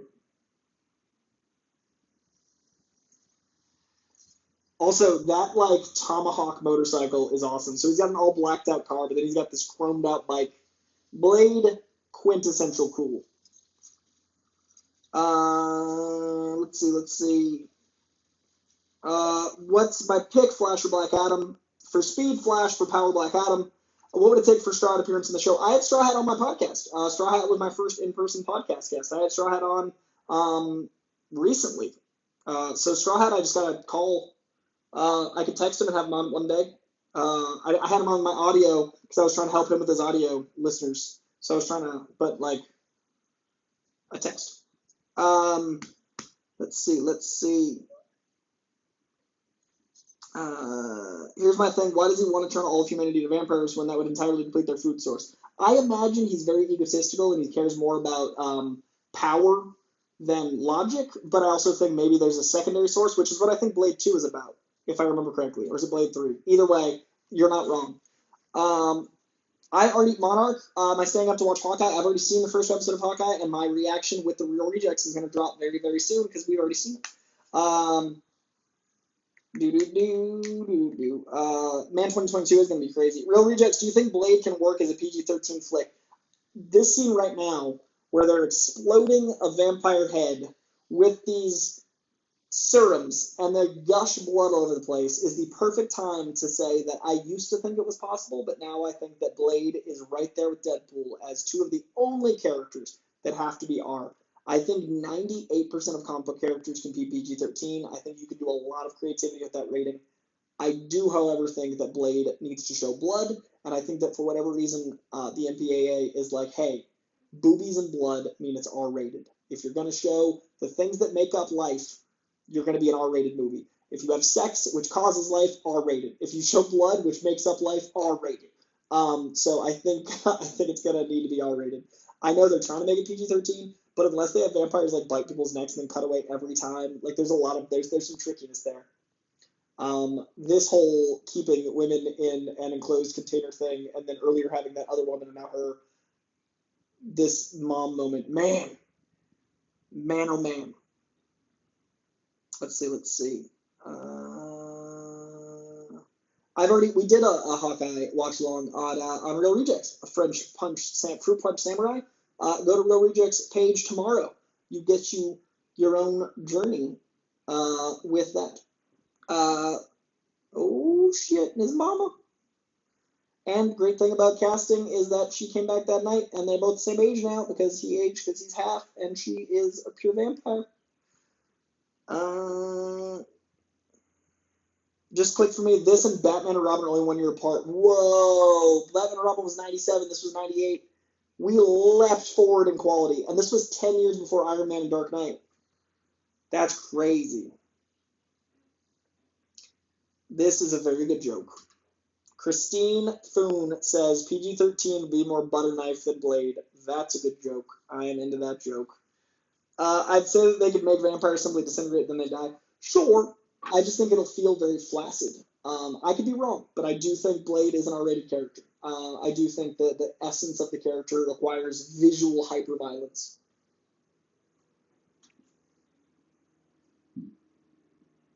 Another scene that shows how good of a villain Deacon Frost is. Chance of an impromptu Coy-cast from the con. Coy-cast, I usually don't do without Jake because the audio quality that I bring is not as good as what Jake demands because he's a very good producer and he has a high stakes. I will, however, do some TikToks, and I'll be posting them to YouTube. So if you're subscribed here, throw that bell on, as well as follow me on TikTok. So I'm doing a lot of con-based content from the con. I think it'll work as PG-13 as long as they find a way to make the vampires look more bat-like than human. Like only PG-13, you'll have more blood and gore with CGI characters. Yeah, but if they look back like you lose a lot of humanity, I'm afraid. Like I don't feel like that'll feel like a vampire movie. Plus you got like Morbius. I don't know. Mahershala Ali as Butterknife. And Michael McCarstle saying hoping Blade's first R-rated. And Monarch saying hopefully is hoping for R-rated as well. We're all in agreement that R-rated is the goal for us as fans, that PG-13 is possible. I just have more concerns than I had prior. I thought it was more doable than when on this rewatch that we're an hour and a half into right now. And now I'm like, ooh, I really like this tone better. Coy-Con and Coy content coming at you this weekend from San Diego. This set is so dope and so much of it is practical. It is so rad.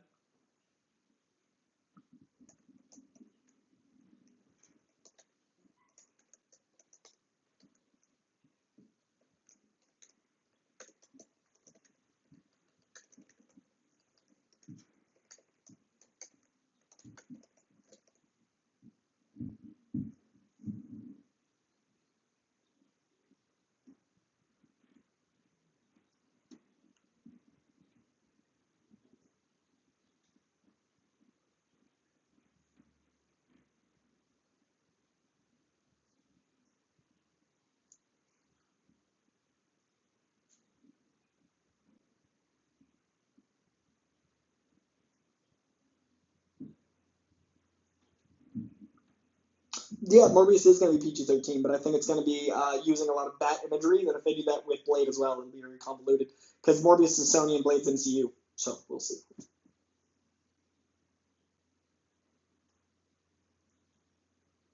Blade is so jacked, you can feel the strength in leather baggy pants. Leather baggy pants.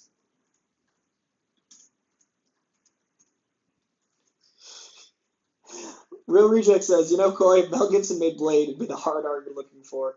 You know, he almost made Suicide Squad, and it would have been rated R, but the thing about that is, I see what you're trying to do, and I acknowledge it, and I get it. I get it. Oh, he knows his secrets. Good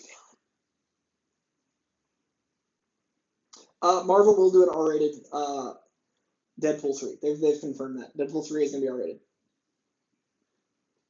I love the consistently brutally maiming Donald Logue.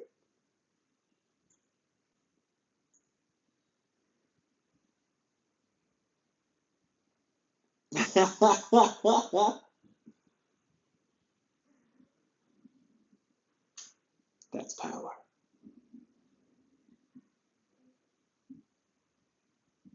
Oh shit. The thirst has him.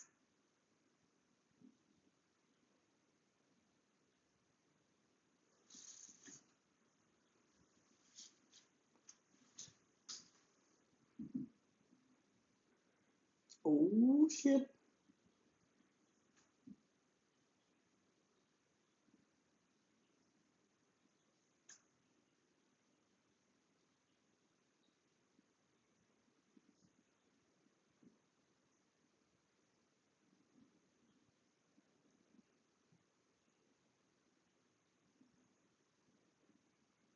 Oh.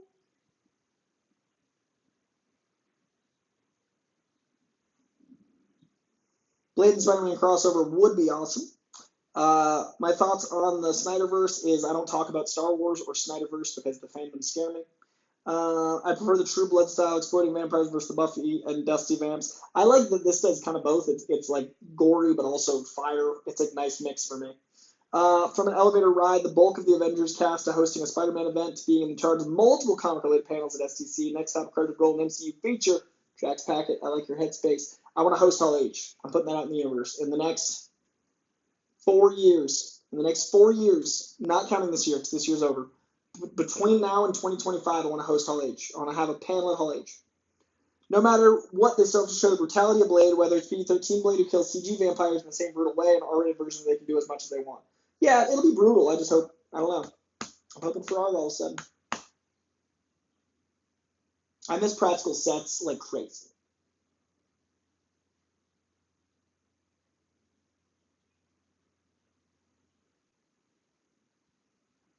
Dude, I would love to host a Saga panel. I'm trying to get Brian K. Vaughan to let me one day. He doesn't know me yet, but he will.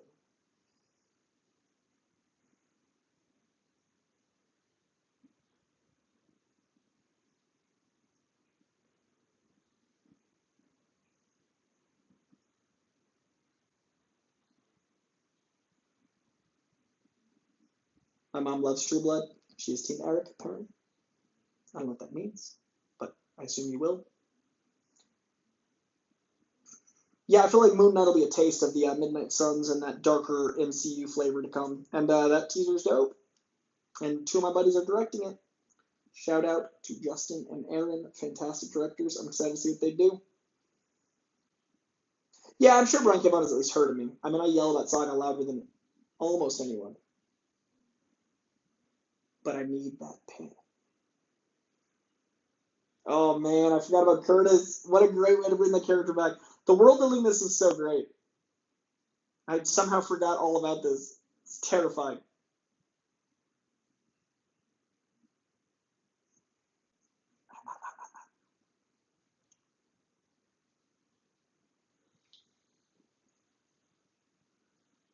She is such a boss. She's even beaten down a vampire with her bare hands. Squirrely Black Guy didn't have a chance, even as a vampire. Get out of there, Karen. Nicely done.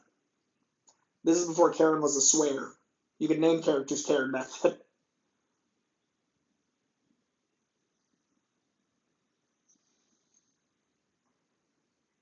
Sound design of this is incredible. The sound editing, the sound design, all of it, top notch. The score, the soundtrack, the balance of fucking horror and dialogue, beautifully done. And this Blu-ray is fucking gorgeous. If you guys haven't seen this on Blu-ray, highly recommend. They really remastered the fuck out of this. It's gorgeous.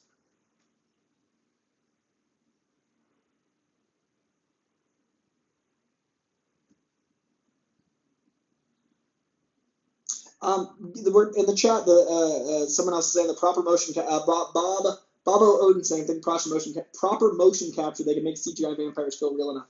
It's not the CGI you can't do. It's if there's blood on screen that is in a violent way, it is R-rated. So it doesn't matter if it's coming from a humanoid or a CGI human or a person human. If there's blood, it's R-rated. If it's past a certain amount. So that's why I think it needs to be R-rated. Let's give a shout out to action figure Wesley Snipes that literally looks like he's in a fucking toy case, and he's so shredded he looks like an action figure. Impressive.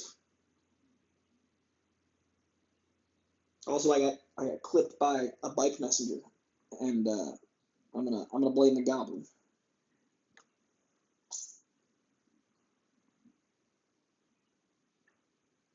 Yeah, I heard that Ant-Man 3 has wrapped. What up, Depanshu Garg? Welcome.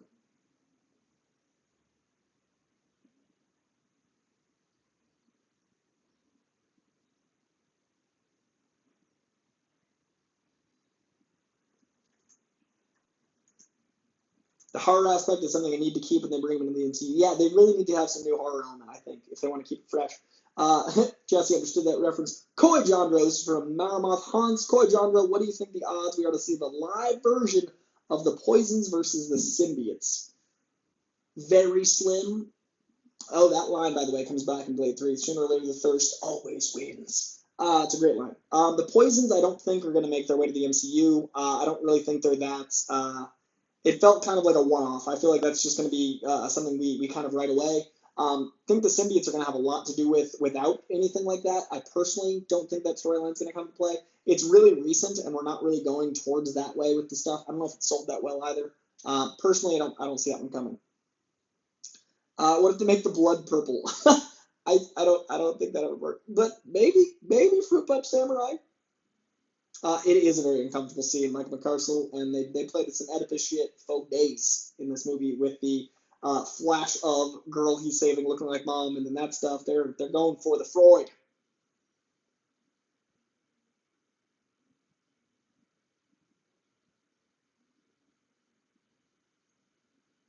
This is such a great commentary on so many conspiracy theories and making vampires this element and all that stuff. And this imagery is gorgeous and feels, I don't know, like destiny and fate.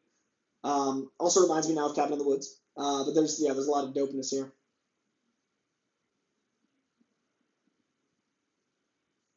If vampires are the living dead and zombies are the undead, are zombie vamps possible, and can they be the living undead? I think they would just be smelly. I imagine they just stank. But yeah, the living undead, stinky.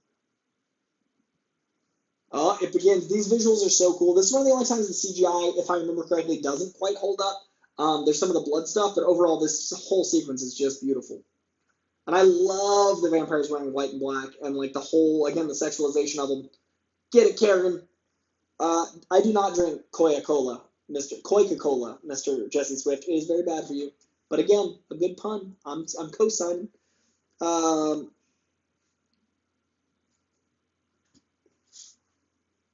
mom says, purple blood, yes. Porphyria creates purple tinted blood.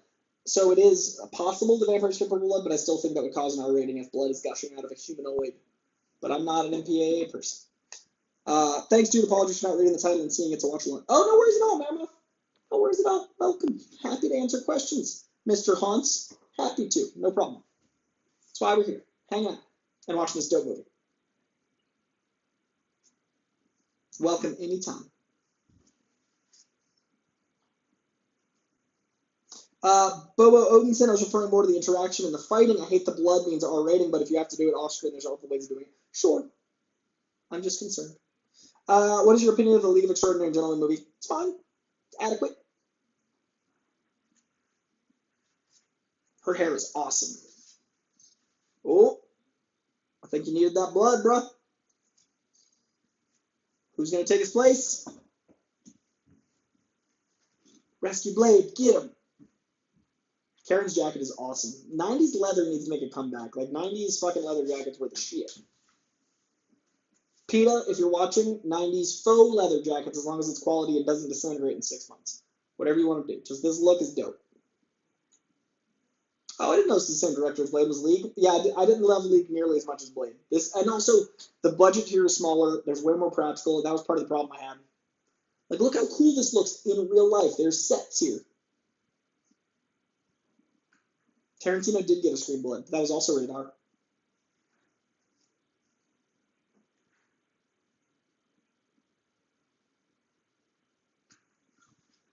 Jesse Swift's living the dream, playing some South Park Stick of Truth.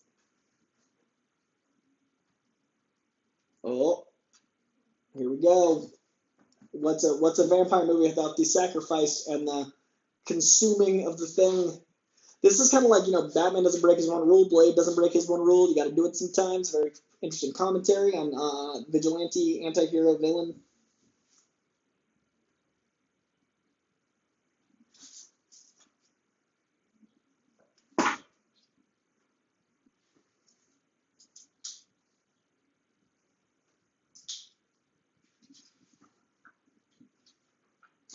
League of Extraordinary Gentlemen gets a lot of hate it doesn't deserve. I don't think it's bad. It's just not. It's adequate. It's fine for me. But if people love it, that's great. I want people to like things. Oh shit.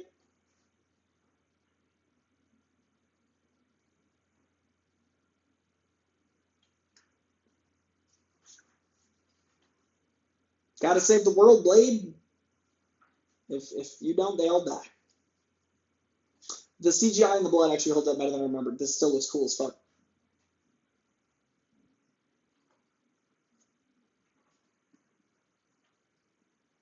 Oh, okay. There's where the CGI is a little rough in that foreground stuff. Still cool. Whole sequence.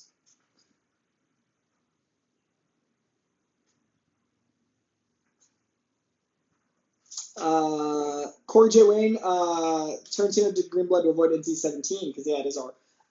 Haven't seen League since he was a kid. Mike McCarstle might rewatch it. I barely remember it, but I remember thinking it was fine. This shot, man, they gave him a hero shot for the big villain like moment of becoming the blood god.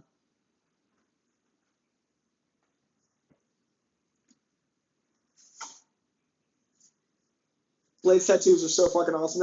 I hope they really play around with the beautiful mythology of Blade's tats and the haircut with the tats coming up around the ears. Awesome.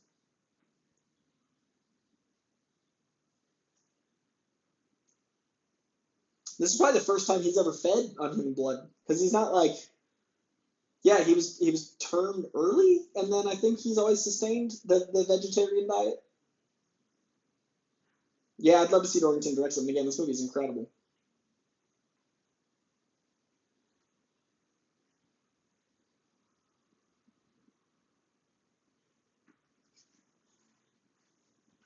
Boop.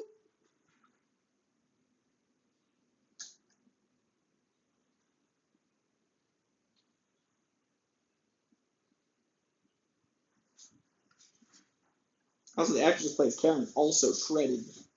There's some very athletically built people. 90s gains.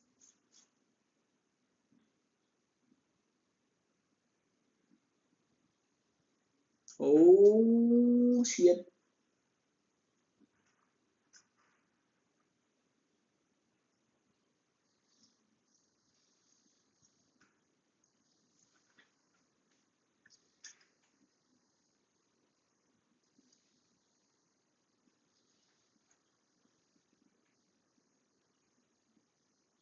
That shot is so rad. The half-blood skull they made.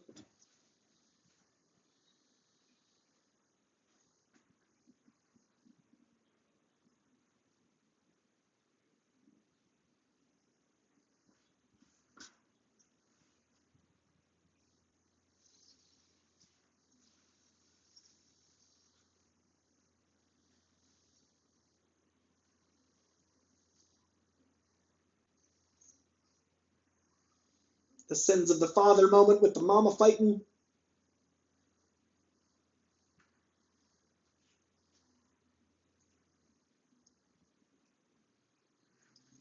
Oh. Karen's boss. All that transferring of power to Deacon.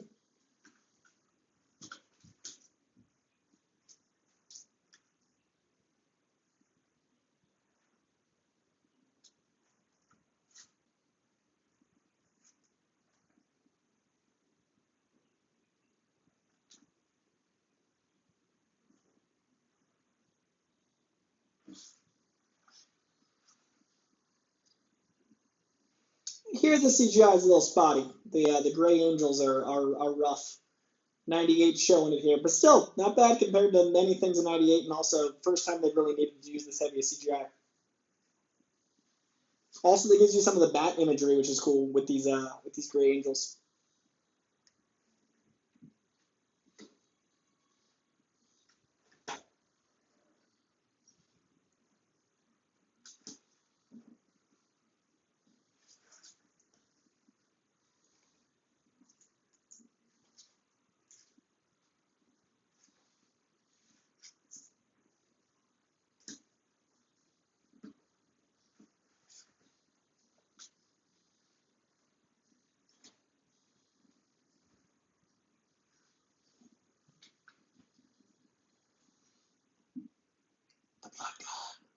Also, I really dig the B plot, subplot, main plot situation with like the mom cutting back and forth, Karen, like they really pace again the pacing well with the time bomb element.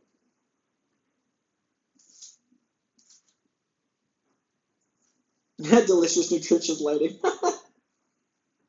The Gray Angels have a stop motion quality to them. I kind of dig it. This is Coy-Jandreau. I did too. The actor that portrayed Bushmaster in Luke Cage season 2 for Brother Voodoo, unless you're looking to cast younger. Ooh, I'm into that. I just met that guy at Cowboy Bebop. He's great. I like him. Oh shit!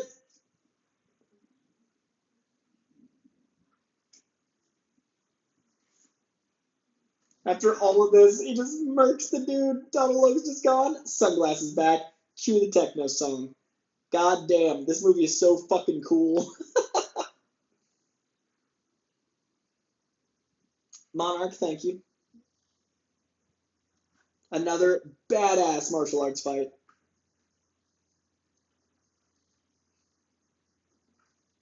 Yeah, Star Drew agreed. More practical fights in superhero movies.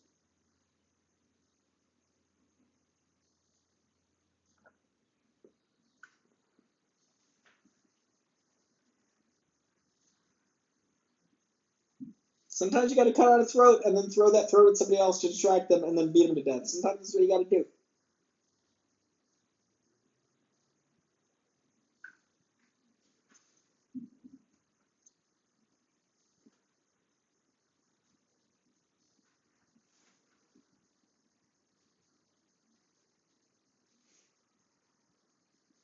He's full of blood. He's full of piss and vinegar. He's ready to go. Man, Wesley Snipes is such a good fighter.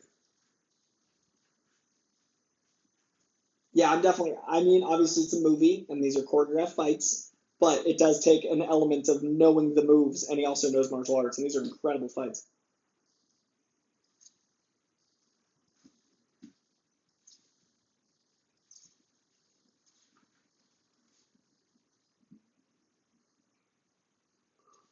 This girl we've had since the beginning fighting Karen, she gets her own boss fight. I respect that. And then finally, we laid the seeds for that getting used in the first act. Boom, head explosion. A true hero will defeat evil no matter the cost. Jesse, the puns, the puns. I always like the puns. Blade needs solid fight choreography a la Shang-Chi, I agree. It needs this, because this is incredible. And techno. Oh, if they bring back 90s techno and Blade, because the Marvel movies always set the tone for things. Like, if we can get 90s techno back because a Marvel movie does it big and proper, or Marvel show, that's how you do it R-rated. You have it on TV and you do it like not NC-17, PG-16 on TV. That'd be a reason to put it on TV instead of the theater. But maybe then it's on Hulu instead of Disney Plus. I don't know. Yeah, so awesome. Great tricep definition. Right into the deltoid. Quality work. Good craftsmanship. Excellent workouts. The throat ripped and throwing it at the next guy's chef's kiss. Truly. That knee break. Yikes. Yeah, you're goddamn right. The banter between the two and Frost's mocking Blade about his go-to moves mid-fight chef's kiss. I totally agree. This movie fucking owns. I think I gave this movie 4 stars. It might be a 4.5 star film for me. This movie's fucking awesome.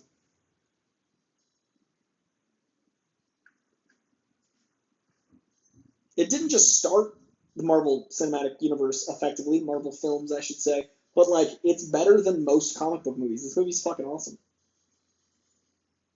Oh shit! Big moment, big moment. But oh no, worst moment. Again, a little rough CGI, a little Mortal Kombat-y, but I love that he wasn't even looking because he's Blade.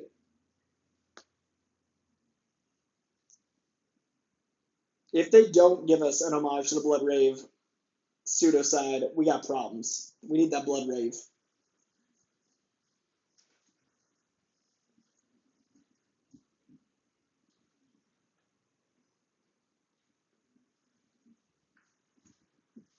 Dope. I love his shocked face and all the speed before all that.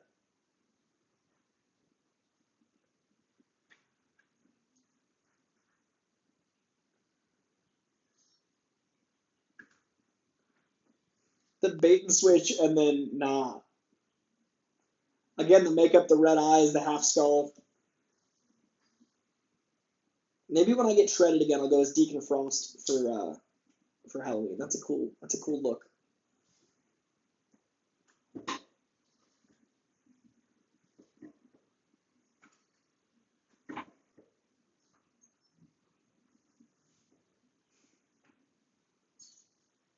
Yeah. Love how many times the sword trick works, like the extended sword hand thing. It's awesome. It's like the 4th time they've used it in the movie. Oh, he can heal, but can he keep healing? Get him, get him, get him! Cat pose, cat pose! Blade, blade, blade! Ooh, once in like the femoral artery. That is not pleasant. That's gotta hurt. Here we go. There it is. It is in this movie the greatest line in comic book history. Some motherfuckers are always trying to ice skate uphill. Oh shit.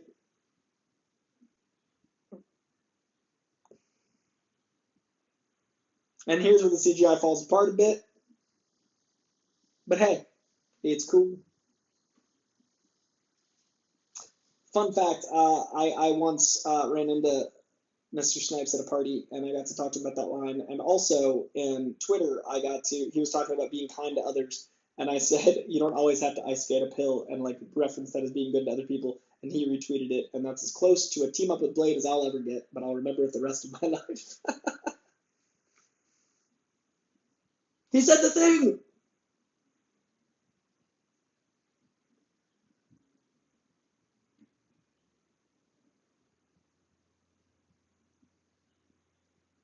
Oh, here comes the roof sequence. Okay, so after all of that fighting, this scene right here, so see them in the foreground, right? So they walk into center, and then in the background, there's a tall building. And instead of cutting towards LA, they cut behind them.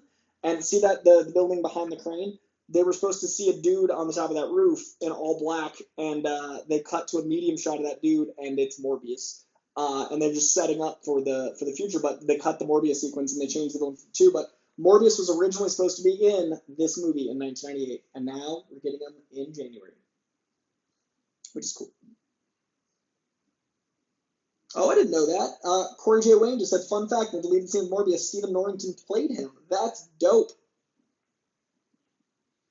Michael McCarstle said, I would like to see a remaster of the CGI for this film. I would love that too. John Getz says Marvel's first R rating. I would love that. And then, yeah, I think they added this post movie sequence to set up the second one. I think this movie tested better than they expected. They're like, we're going to do Blade 2. And then Blade 2 is completely different tone because they went with Guillermo.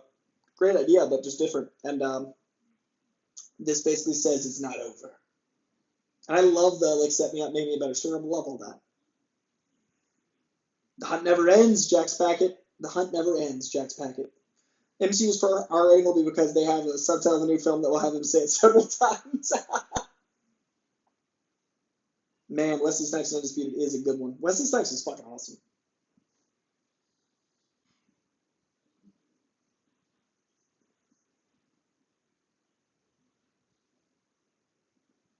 Oh. Russian awesomeness. Catch you motherfuckers at a bad time. Catch you at a bad time, comrade. He's now quoting Whistler in his own badass way. End credits. Fucking awesome movie. An awesome soundtrack. I love this score. You still haven't made your mom. Hi, Mama-Jandreau. You know what? My mom has earned it. I don't know if she knows how to wield such power, but I would make my mom a mod. Boom. Marmoth Haunts, you're not wrong. I just made my mom a mod. Next time she logs in, she will have power. Wesley Snipes did his thing in this. I hope he's the new Blade movie cameo or something. My boy basically started Marvel off. I've been saying that. I agree, Tribby. I agree. Blade 2 is my favorite, honestly. Monarch, I haven't seen it in so long. Michael McCarstle and I are going to have to talk about what we're doing next because there's a lot of Blade love in these chats. Mike McCarstle says just pure cool, which it is. Everyone in the chat, everyone watching this later, thank Michael McCarstle. He is the patron saint of Watchalongs. He is of the patron level where we talk about a movie to watch. We do a watch-along together. I went out and bought these movies so we could do this tonight. That's thanks to Michael McCarstle. So, thank him for this experience. We had a good time. Like, subscribe, comment, and thank Michael McCarstle. I'm going to wrap this up pretty quickly because it is 9 o'clock and I got a boogie. But this soundtrack, holy shit. My mom has the power. Such power. I see it. I see the wrench. It holds up. It is probably a 4.5-star film instead of a 4. I thought it was 4. Now it's 4.5, I think. It started the Marvel Films universe, and I think it might be better than both X-Men or Spider-Man in hindsight. So it's a conversation to have. Real Rejects, thanks for coming in when you guys were here. Thanks for talking shit about Spider-Man and getting me to talk about Mel Gibson publicly, which you know I'm uncomfortable doing because I love Riggs but don't like anti-Semitism, bigotry, and feminist problems. Being anti-feminist was what I was trying to say. I don't like it, but I like Riggs, so you put me in a spot. You know you did. Okay. The Blade 2 PS2 game was pretty cool. Would be awesome to get an open world Blade game from Insomniac. I would love that, John Getz. Much thanks to Coy, Mike, McCarstle for tonight. Thank you for staying up. Christine, Eric Patterson with the love. Damn good movie, I agree. Corey J. Wayne, thanks for Mike. Appreciate it. Holds up solid, I agree. Thanks, Mike. Monarch, see you, Clay. Have a good one, buddy. Appreciate you. Sarah Campbell, thanks for joining from the page of the Real Rejects and for the super chat. I appreciate you very much. Let's see. I will see you all very, very soon. And yes, my mom is a mod. That's the big moment that happened today. My mom is now a mod of this channel. I'm going to Comic-Con on Friday.